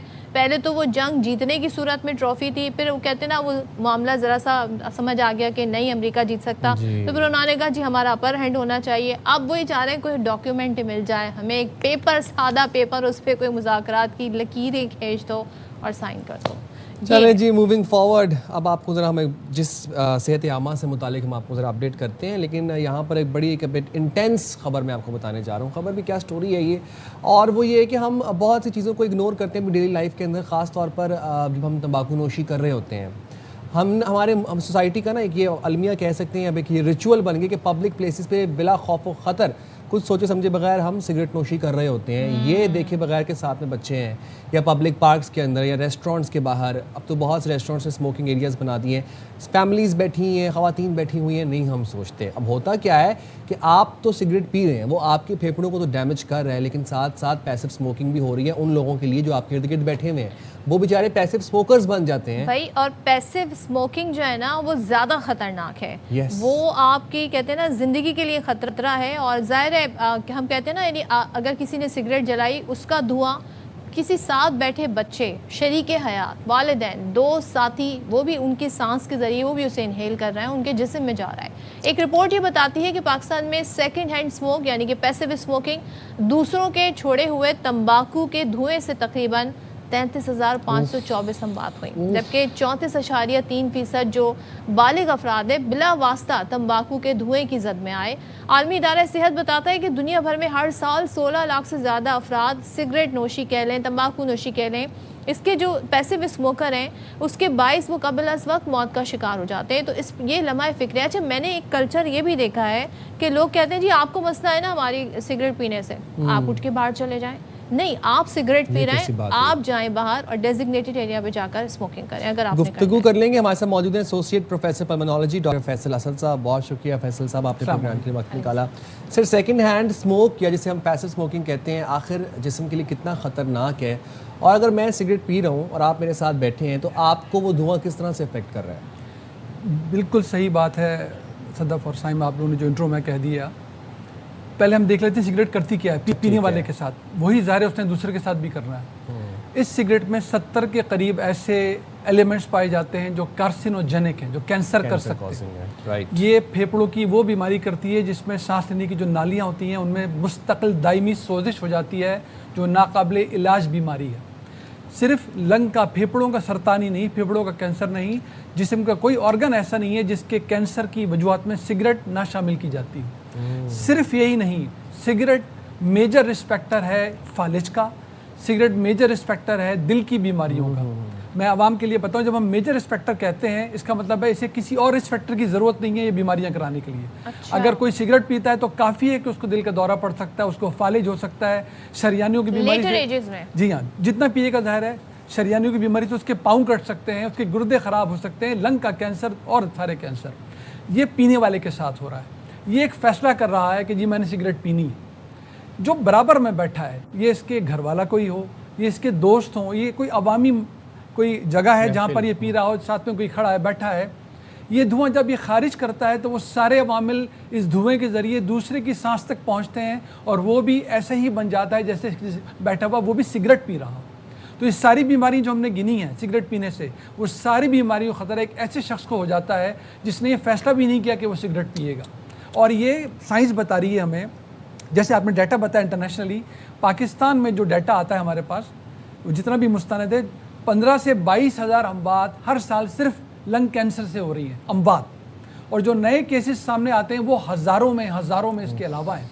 ये उन बीमारियों के अलावा है जो हार्ट अटैक है, ये उन बीमारियों के अलावा है जो फालिज है, ये उन बीमारियों के अलावा है जो फेफड़ों की दूसरी बीमारियां, यानी कि वो आपके फेफड़ों की सेहत को भी कमज़ोर कर रहा है। ज़रूरी नहीं है कि एकदम से फालिज का अटैक हो जाए या हार्ट अटैक हो जाए, लेकिन वो डिटोरिएट कर रहा है आपकी हेल्थ को। ये क्या होता है, भले सिगरेट पीने वाला खुद हो या पैसिव स्मोकर से ओवर द टाइम बीमारी होती है। इनको तकरीबन 15 से 20 साल का एक्सपोजर चाहिए होता है। ध्यान में रखिए कि आमतौर पर सिगरेट कब शुरू की जाती है, जब उम्र टीन एज में 17-18 साल की उम्र में, शौक में शुरू होती है। मैं एक और भी पॉइंट पे चल रहा हूँ इस पर। और जब तक ये शख्स 40-42 साल का होता है और 20 साल गुजर चुके होते हैं सिगरेट पीते हुए, इसी तरह पैसिव स्मोकर्स, तो ये वक्त होता है कि जब इसने ज़िंदगी भरपूर गुजारनी थी, लेकिन अभी बीमारी के नरगे में चला जाता है और कैंसर के जो इम्कानात हैं वो कई गुना, 30 से 40 गुना ज़्यादा रिस्क है लंग कैंसर का, फेफड़ों की बीमारी को सिगरेट पी रहा है। और 20 से 25 गुना ज़्यादा है वो जो सिर्फ बराबर में बैठा है, जिसकी कोई गलती नहीं है, जिसका ये फैसला भी नहीं है कि उसे तंबाकू नोशी करनी है कि नहीं करनी। एक और चैलेंज मैं आपको बताऊं, पैसिव स्मोकिंग, एक्टिव स्मोकिंग, कुछ चीज़ें ऐसी माशरे में पेश की जा रही हैं इस प्रोग्राम की तवज्जो से ये निकी फैल जाए, जिसको निकोटीन पाउच आपने शायद नाम सुना हो। बिल्कुल, ये स्कूल के बच्चों की दस्तरस में है, ये कॉलेज यूनिवर्सिटी के बच्चों की दस्तरस में है। आप कहीं चाय पीने जाएं, किसी कैफे में जाएं, वो ऐसे पेश कर रहे हैं इसको जैसे खाने के ख़िताम पे कोई स्वीट डिश पेश की जाती है, एडवर्टाइजिंग हो रही है, हाईली एडिक्टिव, पेश किया जाता था, हाईली एडिक्टिव। अच्छा, जब निकोटीन से आप एडिक्ट हो जाते हैं तो आपका थ्रेशोल्ड कम हो जाता है कि और भी कोई निकोटीन प्रोडक्ट आसानी से आप ले लेते हैं। बिल्कुल, जब ये नहीं मिलेगा क्योंकि ज़रा फैशनेबल चीज़ है, तो आपको पता है आप एडिक्ट हो गए। सिगरेट में भी पाई जाता है, लाओ मुझे सिगरेट दे दो, बस एक सिगरेट पीने की जरूरत होती है। इसी तरह हर एडिक्टिव चीज़ एक के बाद दूसरे पे ले जाने का बाइस बन जाती है। तो ये भी पब्लिक सर्विस मैसेज है जो एक और मैं चाहता हूँ आप नुक्ते के ऊपर ज़रा रोशनी डालें। बॉयज़ ख़ास तौर पर जब ये 17-18 साल की उम्र में होते हैं, उसमें ये होता है कि वो एक तो उन पर पीयर प्रेशर आ जाता है कि 4 लड़के 4 दोस्त अगर कहीं पे सिगरेट पी रहे हैं तो आपको भी पीना ही पीना है, वरना आप कूल नहीं लगोगे, आप अनकूल हो जाओगे या आप उस गैदरिंग का हिस्सा नहीं बन पाओगे। अब किसी बच्चे ने अगर 10-12 साल सिगरेट पिया है और लेटर इन मतलब 27-28 साल की उम्र में सोचता है कि अब उसने सिगरेट क्विट कर दिया है, जो इफेक्ट उसके लंग्स को हुआ है, जिसमें कहते हैं कि धब्बे पड़ जाते हैं ब्राउन या ब्लैक कलर के, लंग्स स्पंज हैं, वो एब्जॉर्ब कर रहे हैं सारे कार्सिनोजेंस। उसके बाद लेटर इन लाइफ वो अपने लंग्स को डिटॉक्स कर सकता है, उसकी लंग्स की सेहत बेहतर हो सकती है, या फिर वो अब डैमेज जो हुआ हो गया। अच्छा, इस पर बहुत डाटा हमारे पास साइंटिफिक मौजूद है। वो ये है कि ये क्यों 20 साल लग जाते हैं सिगरेट पीना शुरू की 17-18 साल की उम्र में, ये बीमारी 40 साल के बाद जाहिर क्यों होती है? क्योंकि अल्लाह सुब्हाना व तआला ने लंग में बहुत बड़ा रिजर्व रखा हुआ है। अच्छा, अगर हम लंग फील्ड को फैलाएं तो फुटबॉल फील्ड के बराबर में, अगर हम पूरे लंग्स को फैला दें अपने, अच्छा। ये अल्लाह ताला की सन्नाई है, यहाँ पर अंदाजा करें। जब 40% डैमेज हो जाता है लंग सेल्स को तो बीमारी जाहिर होती है। लगभग 20 साल लग जाते हैं पीते पीते पीते और एक्सपोज होते होते। उसके बाद क्या होता है कि जितना डैमेज हो चुका वो तो रिवर्स नहीं होता, लेकिन अगर हम छोड़ दें इस सिगरेट को, साइंस ये बता रही है कि अगर किसी ने पीना भी शुरू की और उसने 30 और 40 साल के दरमियान में सिगरेट पीना छोड़ दी, बहुत अच्छी खबर है ये, तो ऐसी ज़िंदगी वो गुजार सकता है जैसे कि उसको कोई नुकसान ना हुआ हो, क्योंकि रिजर्व इतना बड़ा है, सेल रिकवर होना शुरू वो बाकी सेल इतना काफ़ी होते हैं। लेकिन अगर ये एक्सपोजर मुस्तकिल बढ़ता चला जाए, ये डैमेज आगे बढ़ता चला जाए, तो फिर वो वक्त आता है कि बीमारी रिवर्सिबल है। जो आखिरी के साल होते हैं ज़िंदगी, अल्लाह जानता है कितनी ज़िंदगी किसको दी है उसने, वो बहुत ही मिजरी में गुजरते हैं। वो आप मैंने दुनिया देखी है इस शोबे के अंदर, अपने घर वाले ऐसे लोगों के पास बैठने से इनकार कर देते हैं। अपने घर के लोग बच्चों को कहते हैं इनके पास मत जाओ, दादा के पास मत जाओ, दादी की, जो भी पी रहा है, क्योंकि इनसे बीमारी लग जाएगी। ये डिप्रेशन का शिकार हो जाते हैं, इनकी ज़िंदगी बहुत ही लो क्वालिटी की हो जाती है, ना चल सकते हैं ना बढ़ सकते हैं आगे। फिर वही बात कि खुद तो इन्होंने फैसला किया था, जब पैसिव स्मोकर्स को ये सब कुछ हो जाता है, एक ना करदा गुनाह के वो शिकार होते हैं। अंदाजा करें कितनी बड़ी फिर जाती है। And what about the culture? हमारे यहाँ थोड़ा लोगों में एथिकल सेंस, सिविक सेंस उस तरह से नहीं है, या हम बॉदर नहीं करते। वो जो जिस हवाला देते हैं ना, गैदरिंग होती है, भाई बड़ा समझते हैं कि हम तो बड़ा ज़बरदस्त काम कर रहे हैं, और जाके वो एक विंडो को ओपन कर देंगे, कहेंगे जी हम यहाँ खड़े होकर पी लेते हैं। मगर रूम वही है, वहाँ पे बाकी लोग भी बैठे हैं, तो स्टिल वो इफेक्ट करता है। बिल्कुल सर, देखिए कौन कौन स्टेक होल्डर्स है। बच्चा स्कूल बाद में जाता है, पहले अपने घर में होता है, तरबियत उसकी घर से होनी है, माँ बाप ने रोल मॉडलिंग करनी है, उन्होंने छोड़नी है। अगर वो वाकई समझते हैं कि बच्चों को बचाना है, इससे घर से तरबियत होनी है, स्कूलों में मुहिम चलाएं, आपके प्रोग्राम के जरिए मुहिम चल रही है। कोई ज़िंदगी का सेगमेंट ऐसा नहीं होना चाहिए जहाँ पर इस इशू को एड्रेस ना होना चाहिए। देख लें कि मैं आपको बताऊं, मैं प्रैक्टिसिंग पल्मोनोलॉजिस्ट हूँ, हमारे पास लंग कैंसर स्टेज 4 में आते हैं मेजॉरिटी, कोई इलाज ही नहीं हो सकता। हमारी जो हेल्थ फैसिलिटीज़ हैं, जो स्ट्रक्चर है, जब हम उसको कैसे बचाएं, इससे बचाव का एक ही तरीका है कि इसको पीने से रुका जाए। अवेयरनेस घर से शुरू की जाए, घर अपना हिस्सा डालें, तरबियत में डालें, स्कूल में असातिज़ा अपना हिस्सा डालें, असातिज़ा पाबंद हो जाएं कि वो कभी तंबाकू नोशी नहीं करेंगे, बच्चों को अवेयर करेंगे, माशरे में जगह जगह इसकी अवेयरनेस फैलाई जाए, सोशल मीडिया, आपका मीडिया, तब जाकर तो ये थम सकता है। बताया जाए कि जिसको आप कूल समझ रहे हैं, बात बिल्कुल ठीक कह रहे हैं आप, जिसको आप एक फैशन की चीज़ समझ रहे हैं, तो वेपिंग है, हमारे पास शीशा पॉड्स आ गए हैं, पॉड्स आ गए हैं, ये जितनी भी शक्लें हैं, ये कोई कूलनेस नहीं है, इसमें कोई काबिलियत नहीं है, इसमें कोई अच्छाई नहीं है, ये सरासर बर्बादी है। मैं आपको बताऊं, आपके तबस्सुस से जब खुदा न खास्ता कोई बीमार होता है इस तरह, तो ये माशरा जिसकी आप बात कर रही हैं, ये सबसे पहले उनके नंबर हटाता है अपने फ़ोन पे, ये बंदा कारआमद नहीं रहा, उसको जॉब से हटाया जाता है, उसकी कोई ज़िंदगी बाकी नहीं रहती। मुहिम चलाई जाए कि हम घरों में करेंगे, हम स्कूलों में करेंगे, कॉलेज यूनिवर्सिटी में प्रोग्राम्स करेंगे, हम वर्क प्लेस पर बताएंगे, CV लेते हुए हम आपको जॉब जब देते हैं, दुनिया ने किया है कि जब आप कहें कि आप स्मोकिंग नहीं करते, यहाँ तक ले जाना पड़ेगा। फिर हमें बैन लगाने पड़ेंगे। पाकिस्तान में बैन है कि अंडर 18 को सिगरेट नहीं बेची जानी चाहिए। आप मुझे बताएं कि कैसा होता है। अच्छा डॉक्टर साहब, एक चीज़ और बताएं, हमारे यहाँ थोड़ा सा ये भी मुगालता है कि जी मुझे बहुत स्ट्रेस है, मैं बहुत टेंशन में हूँ, तब मैंने स्मोकिंग शुरू की। अब जब तक मैं ना सिगरेट पीऊँ तो मुझे एंजाइटी और स्ट्रेस और टेंशन होता है। इसका कोई टेंशन स्ट्रेस कम करने से ताल्लुक है सिगरेट नोशी का? इसमें वो सिगरेट है, वो शीशा वेपिंग है, वो ये पॉड्स हैं, ये निकोटीन पाउचेज हैं, इनमें जो एडिक्टिव एलिमेंट है वो है निकोटीन। हमारे जो न्यूरोट्रांसमीटर्स हैं वो निकोटीन को आइडेंटिफाई करते हैं। उनको ये नहीं पता कि इस निकोटीन के साथ 70 कार्सिनोजेंस भी बॉडी में जा रहे हैं। इसका अगर कोई इफेक्ट है भी किसी भी दर्जे में, हम हमेशा जिंदगी कैसे गुजारते हैं। मैं गाड़ी तेज चला तो लूँ, फिर नतीजा क्या क्या निकल सकता है। ऑफ कोर्स इसी तरह मैं ये चीज़ कर तो लूँ, इसके साइड इफेक्ट्स क्या हैं, इसके नताइज क्या भुगतने पड़ेंगे। अगर मामूली से स्ट्रेस में मान लेते हैं फ़र्क आता भी, एक तो ये ज़्यादातर कोई साइंटिफिकली प्रूवन बात नहीं है। निकोटीन के अपने इफेक्ट्स हैं मौजूद, उससे इलेशन तो मिलती है, उससे फोकस तो बढ़ता है, लेकिन किस कीमत पर कि जिस्म का कोई ऑर्गन सही ना रहे, आप कैंसर का, दिल की बीमारियों का, फालिज का शिकार हो जाएं, वो फिर किस काम की वो चीज़ आएगी आपके। तो हमें हमेशा एक बाशऊर शख्स को, एक बाशऊर माशरे को देखना होता है। किसी भी चीज़ के फ़ायदे के हासिल होते हैं, वो किस हद तक है, नुकसानात कितने पहाड़ों के बराबर उसके हैं। तो किसी तरह भी ये बात मुनासिब नहीं है इसको इस तरह समझना, इस तरह इसको डील करना कि हमें कोई मामूली फ़ायदा हो जाएगा और इतने बड़े बड़े हम खतरात बोलने इसके जरिए। बिल्कुल सही। Thank you very much doctor साहब, आपने बड़े अच्छे से हमें समझाया। और जो आप स्ट्रेस वाली बात कर रही हैं, ये तो देखिए ड्रग अब्यूज़ भी जब होती है, ओडी कर लेते हैं लोग, तो उसके बाद भी फिर यही बताया जाता है कि हमें स्ट्रेस था। तो स्ट्रेस को क्योर करने के बहुत से ऑप्शंस हैं, उसका प्रॉपर इलाज है। उसका हरगिज़ ये इलाज नहीं कि आप अपनी हेल्थ के साथ खेलें और आप तंबाकू नोशी शुरू कर दें या आप यू स्टार्ट टेकिंग ड्रग्स। ये कोई सोल्यूशन नहीं है ना, सोल्यूशन ये नहीं है। दूसरे देखें, आप जितने सेहतमंद रहेंगे ना, अच्छे लोगों को भी ये भी है कि देखिए मैं स्मोकिंग कर रहा हूँ, 15 साल से कर रहा हूँ, 20 साल से, यहाँ बता रहे ओवर द टाइम आपके जो 40s के बाद और 50s के बाद जो लाइफ होगी ना, वो आपकी क्वालिटी लाइफ नहीं होगी। तो आपने ये ज़रूर ख्याल रखना है कि आज से जो आपकी आदतें होंगी वो 10 साल बाद आपको पे बैक करेंगी। और ख़ास तौर पे जो आपके इर्द गिर्द लोग हैं, आप उनका भी ख्याल कर लें, अपने बच्चों का, अपनी शरीक हयात का, अपने घर में बुजुर्ग वालिदैन का। क्या मेरी स्मोकिंग से वो लोग मुतासर होंगे, क्या पता किसकी इम्यूनिटी जो है वो कॉम्प्रोमाइज़ हो। तो ये चीज़ें हम एक दूसरे का ख्याल रखेंगे और सबसे पहले अपना ख्याल रखेंगे तो ही दूसरे का ख्याल रख सकेंगे। हम जाएंगे छोटी सी ब्रेक पे, हाजिर होंगे ब्रेक के बाद। स्टे देयर विद अस।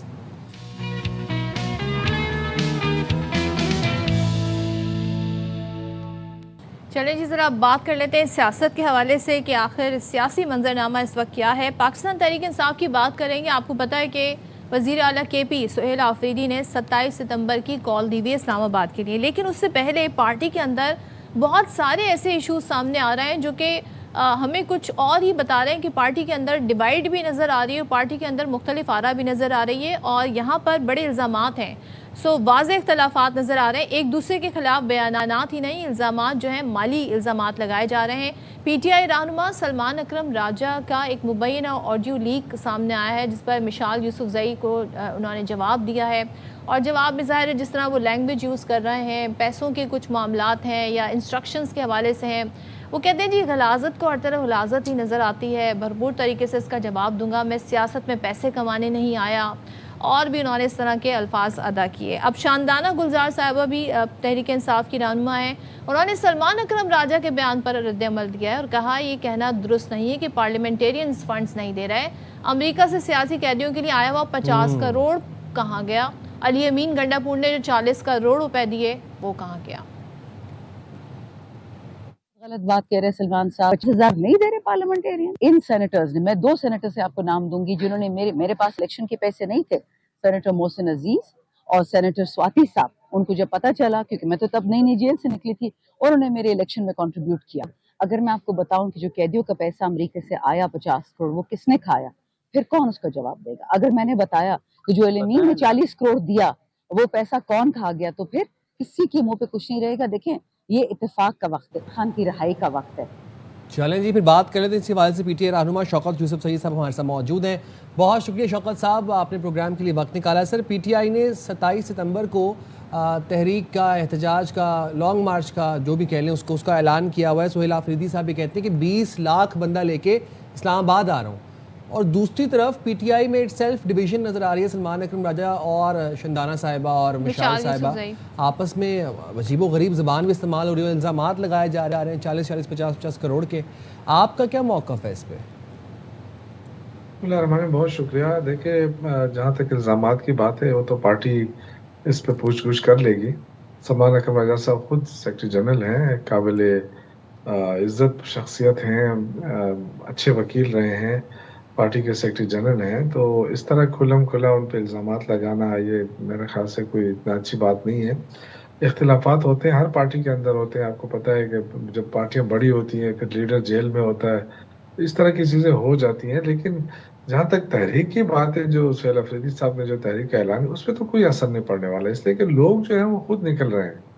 तो लोग जो है ना वो इतने ज़्यादा प्रेशराइज कर रहे हैं लीडरशिप को कि ये कहना कि जी लीडरशिप में इख्तिलाफात है, इस पर कोई असर पड़ेगा, कोई असर नहीं पड़ेगा। देखिए, खैबर पख्तूनख्वा में तो इस पर कोई असर नहीं पड़ेगा, ना पंजाब में पड़ेगा, ना कहीं और पड़ेगा।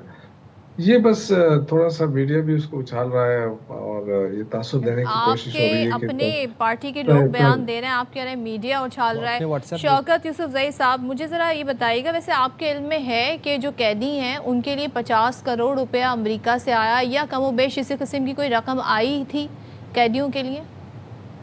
नहीं, मेरे इल्म में ऐसी कोई बात नहीं है। और जो अक्सर देखे ना, इस तरह हो जाता है, जब गुस्से में होता है ना, कोई लड़ाई शड़ाई हो जाती है, तो फिर वो इल्जामात लग जाते हैं। कोई 50 रुपए की इल्जाम थोड़ी, तो 50 करोड़ की बात हो रही है ना, इल्जाम भी तो देखें। देखें, इंशाल्लाह ताला ये पार्टी है, डिसिप्लिन पार्टी है, कोई ऐसी वो नहीं है। ये इसको मजाक ना समझा जाए। इंशाल्लाह ताला इसकी बाकायदा तहकीकात होगी। अच्छा, ये एक चीज़ और भी उन्होंने कही, शानदाना साहिबा ने, वो कहती हैं अली अमीन गंडापुर ने जो 40 करोड़ रुपए दिए वो कहाँ गए, तो उसका तो आपको 40 करोड़ का तो 40 करोड़ का मुझे इल्म नहीं, लेकिन कम से कम जो लोग जेलों में थे उनके रहाई के लिए जो अक्सर पैसों की ज़रूरत पड़ जाती थी, तो अली अमीन साहब बिल्कुल उसकी वो करते थे। लेकिन इसका ये मतलब नहीं है वो किसी के जेबों में जा रहा था। ये देखें, इस तरह के इल्ज़ामात मैं इस पर कोई जवाब इसलिए नहीं देना चाहता हूँ कि उस शानदाना गुलजार साहिबा मेरी बड़ी बहन की तरह है और मशाल है। अब देखें, गुस्से में आप कुछ भी कह सकते हैं, लेकिन एक चीज़ है, अब सलमान अकरम राजा साहब के ऊपर ये चीज़ें डालना मेरे ख्याल से मुनासिब नहीं है। एक पार्टी है, किसी के ऐसा नहीं हो सकता कि आप किसी के अकाउंट में डाल रहे हैं पैसे या इस तरह। ये एक पूरा एक पार्टी का वो प्रोसेस होता है। इस तरह थोड़ी होता है कि अमेरिका से पैसे आया और सऊदी अरब से आया या कहीं से आए वो किसी के अकाउंट में चले गए, ऐसा नहीं होता है। तो ये जो आप लोग एहतजाज कर रहे हैं, ये पार्टी के लिए, इसके लिए पैसा कहाँ से आ रहा है? क्योंकि सुहेल आफरीदी साहब अपने इंटरव्यू में कह रहे थे जी हम पार्टी अपना पैसा खुद लगाएगी सारे एहतजाज पर, और हम गवर्नमेंट का यानी KP हुकूमत का कोई पैसा इस्तेमाल नहीं करेंगे। देखिए उसी के लिए कमेटी बन रही है, और ये जो 27 सितंबर दिया गया है ना, जिसमें जाहिर है इसमें लॉजिस्टिक, इसमें बहुत सारी चीज़ें और आती हैं। पहले जो हमने एहतजाज किए हैं उस हवाले से भी उस पर पूरा वो हो रहा है कि जी पहले हमसे कोई कोताही हुई है, कमी हुई है, या हुकूमत का रवैया क्या था, अब हुकूमत का रवैया क्या हो सकता है, उन सारी चीज़ों की तैयारियां हो रही हैं। और बाकायदा तौर पे ये आपकी बात बिल्कुल दुरुस्त है कि पार्टी खुद इसको वो करेगी, चंदे करेगी, जो भी है अपने जो हमारे MPs हैं, MNAs हैं, या हमारे हम पार्टी अहदेदार हैं, वो सब अपनी कंट्रीब्यूशन करेंगे। और हमारे पास ऐसे वर्कर्स भी हैं जो वो भी कंट्रीब्यूशन के लिए तैयार हैं। तो उस वो तो इंशाल्लाह ताला, मैंने जैसे कहा कि हर चीज़ के लिए कमेटियाँ बन रही हैं, पंजाब के लिए भी बन रही है, सिंध के लिए भी बन रही है। हम चाहते हैं कि हर जगह जाएं, अपने आवाज़ पहुंचाएं। और इमरान खान पंजाब के लिए में कौन लीड करेगा आपके इस प्रोटेस्ट को? क्योंकि अक्सर बेशतर गिला शिकवा यही रहता है जी, KP से लोग आ जाते हैं, पंजाब के वर्कर को आप लोग नहीं निकाल पाते हैं, वो खुद ही व्हाट्स हमें उस पर नज़र आ रहे होते हैं, एक्स पर, ट्विटर पर, मगर मैदान में नज़र नहीं आते आपके रहनुमा, आपके MNA, आपके MPs। देखिए वो इसलिए नज़र नहीं आते हैं कि वो इंडिविजुअल आते हैं, क्योंकि लीडरशिप तो सारी जेलों में है। आप मुझे बताएं ना, पंजाब की कौन सी लीडरशिप बाहर है? शामुद कुरैशी साहब से लेके चीमा साहब, एजाज चौधरी साहब, वो दूसरे हमारे जो हैं, वो कोई भी तो बाहर नहीं है ना। लीडरशिप तो यही होती है। अब लीडरशिप नहीं है, जाहिर है लोग गाड़ियों में आते हैं, लेकिन ये कहना कि पंजाब नहीं आता है बिल्कुल गलत है। हमने अपने जलसों में देखा है, पंजाब से बड़े लोग निकलते हैं और आते हैं, लेकिन इंडिविजुअली आते हैं। हमाद अजहर साहब नहीं नजर आते वैसे। देखिए हमाद अजहर साहब आते हैं, और देखिए हम जो जो इस वक्त जो फस्तायत पंजाब के अंदर आपको नजर आ रही है, यानी इतनी फस्तायत में भी लोग निकल रहे हैं ना, चाहे जितने भी निकले। मैं पंजाब के अवाम को, पंजाब के लोगों को सलूट पेश करता हूँ। देखिए अगर वोट पे आया ना, तो आप देख लेंगे इनकी तो जमानतें जब्त हो जाएंगी जो मुखालफिन है। लेकिन जाहिर है, देखिए हम कोई अस्करी तंजीमें तो नहीं है ना कोई अस्करी। अच्छा एक चीज़ मुझे बताइएगा शौकत साहब, ये भी हमारे सामने बयान आया जिसमें सलमान अकरम राजा ये कहते हैं कि सुहेल आफरीदी के खिलाफ और उनके खिलाफ साजिश की जा रही। पार्टी में कुछ लोग चाहते हैं कि सुहेल आफरीदी वज़ीर आला रहें। इस बयान पर क्या कहें? नहीं रहें, क्या कहेंगे इस पर आप? मेरे इल्म में ऐसी कोई बात नहीं। देखिए जब तक इमरान खान चाहेगा ना, तो सुहेल अफरीदी साहब वज़ीर आला होंगे। ये बात गलत है कि कोई भी PTI में कोई बंदा कोई कुछ भी नहीं कर सकता। ये मैं आपको यकीन से कहता हूँ। अगर अली अमीन गंडापुर साहब आए थे तो इमरान खान ने कहा था कि आ जाए। जब उनको हटाया गया, वो इमरान खान ने ही हटाया। सुहेल अफरीदी को भी इमरान खान लाए और वही हटा सकते हैं, और किसी में इतनी जरूरत नहीं है कि कोई वज़ीर आला ला सके और हटा सके। ये मफरूज़ों पर मुश्तमिल बातें हैं। लोग अपने करने के लिए कुछ भी कह सकते हैं, लेकिन आई थिंक मैं जहाँ तक पार्टी को जानता हूँ और 96 से इस पार्टी के साथ हूँ, अल्हम्दुलिल्लाह इमरान खान के जो, इसीलिए तो ये लोग खौफज़दा है ना, हुकूमत खौफज़दा है। मुलाकातें बंद की हैं, इमरान खान के इलाज के लिए रसाई नहीं दी जा रही। यही खौफ है इमरान खान का कि ये पूरा पाकिस्तान या पूरी पार्टी जो है वो इमरान खान के एक आवाज़ पे जो है ना वो खड़ी हो जाती है। और वैसे इस वक्त आपकी पार्टी को लीड कौन कर रहा है? सलमान अकरम राजा इस पोजीशन में है, या फिर हम शेख वकास की बात करें, या फिर हम सुहेल आफरीदी साहब की बात करें? कौन है इस वक्त?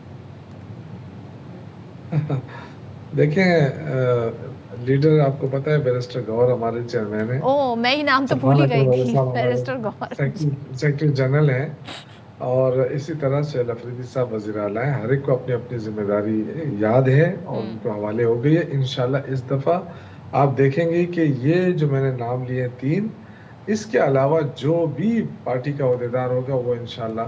अलीमा खानम साहिबा नहीं लीड कर रही पार्टी के अमूर? नहीं, वो पार्टी को लीड नहीं कर रही है, लेकिन वो इमरान खान की बहन है, उनको ज़्यादा तशवीश है। और वो जो उनकी खिदमात हैं, जो उन्होंने मुख्तसर वक्त में इमरान खान की रहाई के लिए जो खिदमात दी हैं, जो कोशिशें की, आई थिंक कि वो खराज तहसीन पेश करता हूँ। देखिए ना, एक खातून होने के नाते उन्होंने कितनी तकलीफें बर्दाश्त की, आज भी वो खड़ी है अपने मौक़िफ़ के ऊपर, तो वो भी बिल्कुल होगी इंशाल्लाह। तो वैसे आप आज इस प्रोग्राम के थ्रू अपनी पार्टी के ही अहदेदारों से ये मुतालबा करेंगे कि जो इल्ज़ामात लगाए गए हैं शंदाना साहिबा की जानिब से, या फिर मिशाल यूसुफजई साहिबा जो बात कह रही है, इन पर एक बाकायदा कमेटी बने और खुलकर इस पर इंक्वायरी और तहकीकात हों? देखिए, आई थिंक इमरान खान साहब अक्सर कहते थे कि आप अगर कोई भी बात करनी है तो इसके लिए एक फोरम है, आप उस पर बात ज़रूर करें, लेकिन जो मीडिया पे जाएगा ना उसका फिर पार्टी जिम्मेदारी नहीं लेगी और ना उसको फिर सपोर्ट करेगी। तो आई थिंक ये इल्ज़ामात जो हैं इस ऐसे मौके पर आए हैं तो इसकी तहकीकात तो होनी चाहिए, बिल्कुल होनी चाहिए। और सलमान अकरम आज़ाद साहब जैसे शख्सियत के ऊपर लगाए गए हैं तो वो खुद ही सेक्रेटरी जनरल है, वो खुद ही तहकीकाती कमेटी बना लें या बैरिस्टर गौर साहब बना ले। आई थिंक ये देखें ये चीज़ें गलत हैं कि कोई भी आए मीडिया पे कोई कुछ भी कह दे, ये ज़्यादती है। आपने कुछ कहना है, पार्टी के चेयरमैन मौजूद है, उसको लेटर लिखें ताकि एक प्रॉपर तरीके से आए ना। मीडिया पे आने का क्या मकसद है? मेरी बहनें, मैं तो शानदारा गुजार की मैं बहुत रिस्पेक्ट करता हूँ और वो बड़ी ब्रिलियंट है और अपनी बात बड़े उसके बहादुराना तरीके से करती है, लेकिन इस तरह की जो बातें होती हैं ना इससे तो पार्टी को नुकसान होता है। तो ये उन्होंने जो बात की है इसके क्या उनके पास कोई सबूत हैं?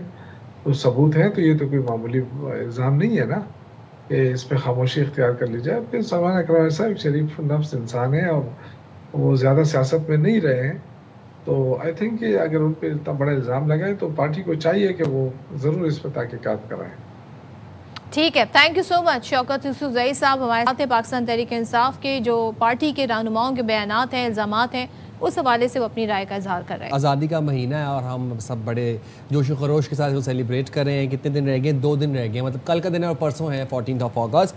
जैसे जैसे 14 अगस्त करीब आ रही है, शहरियों ने यौम आज़ादी पाकिस्तान मनाने की तैयारियाँ भी तेज़ कर दी हैं। झंडे, झंडियाँ, बाजे, फेस कलर ख़रीदने वालों ने बाज़ारों का रुख कर लिया है। तो लाहौर से अलमास खान हमें लाहौर की सिचुएशन बता रहे हैं, आप भी देखिए और हम भी देखते हैं। का इनाम है पाकिस्तान और शुक्रिया पाकिस्तान।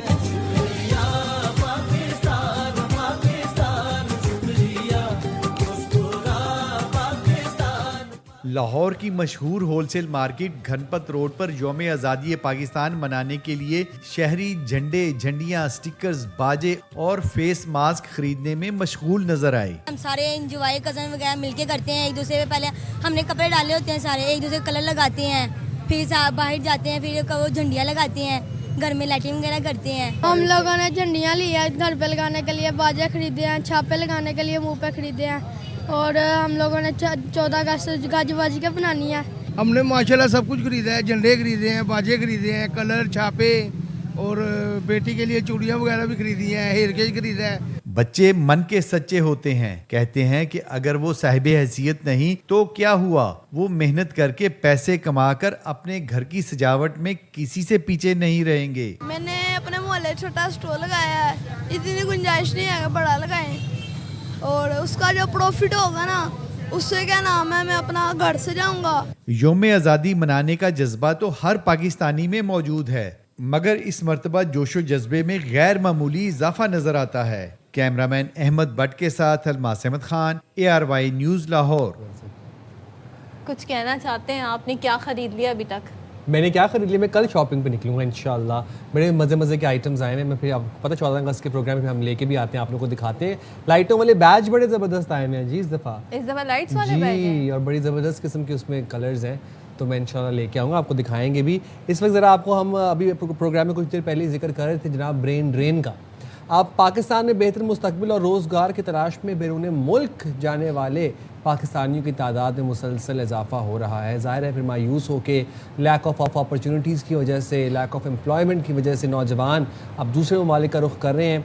सरकारी इदाद-ओ-शुमार हमें ये बता रहे हैं कि साल 2026 के पहले 6 माह यानी जनवरी से जून तक 3,17,436 पाकिस्तानी रोज़गार के लिए बैरून मुल्क गए।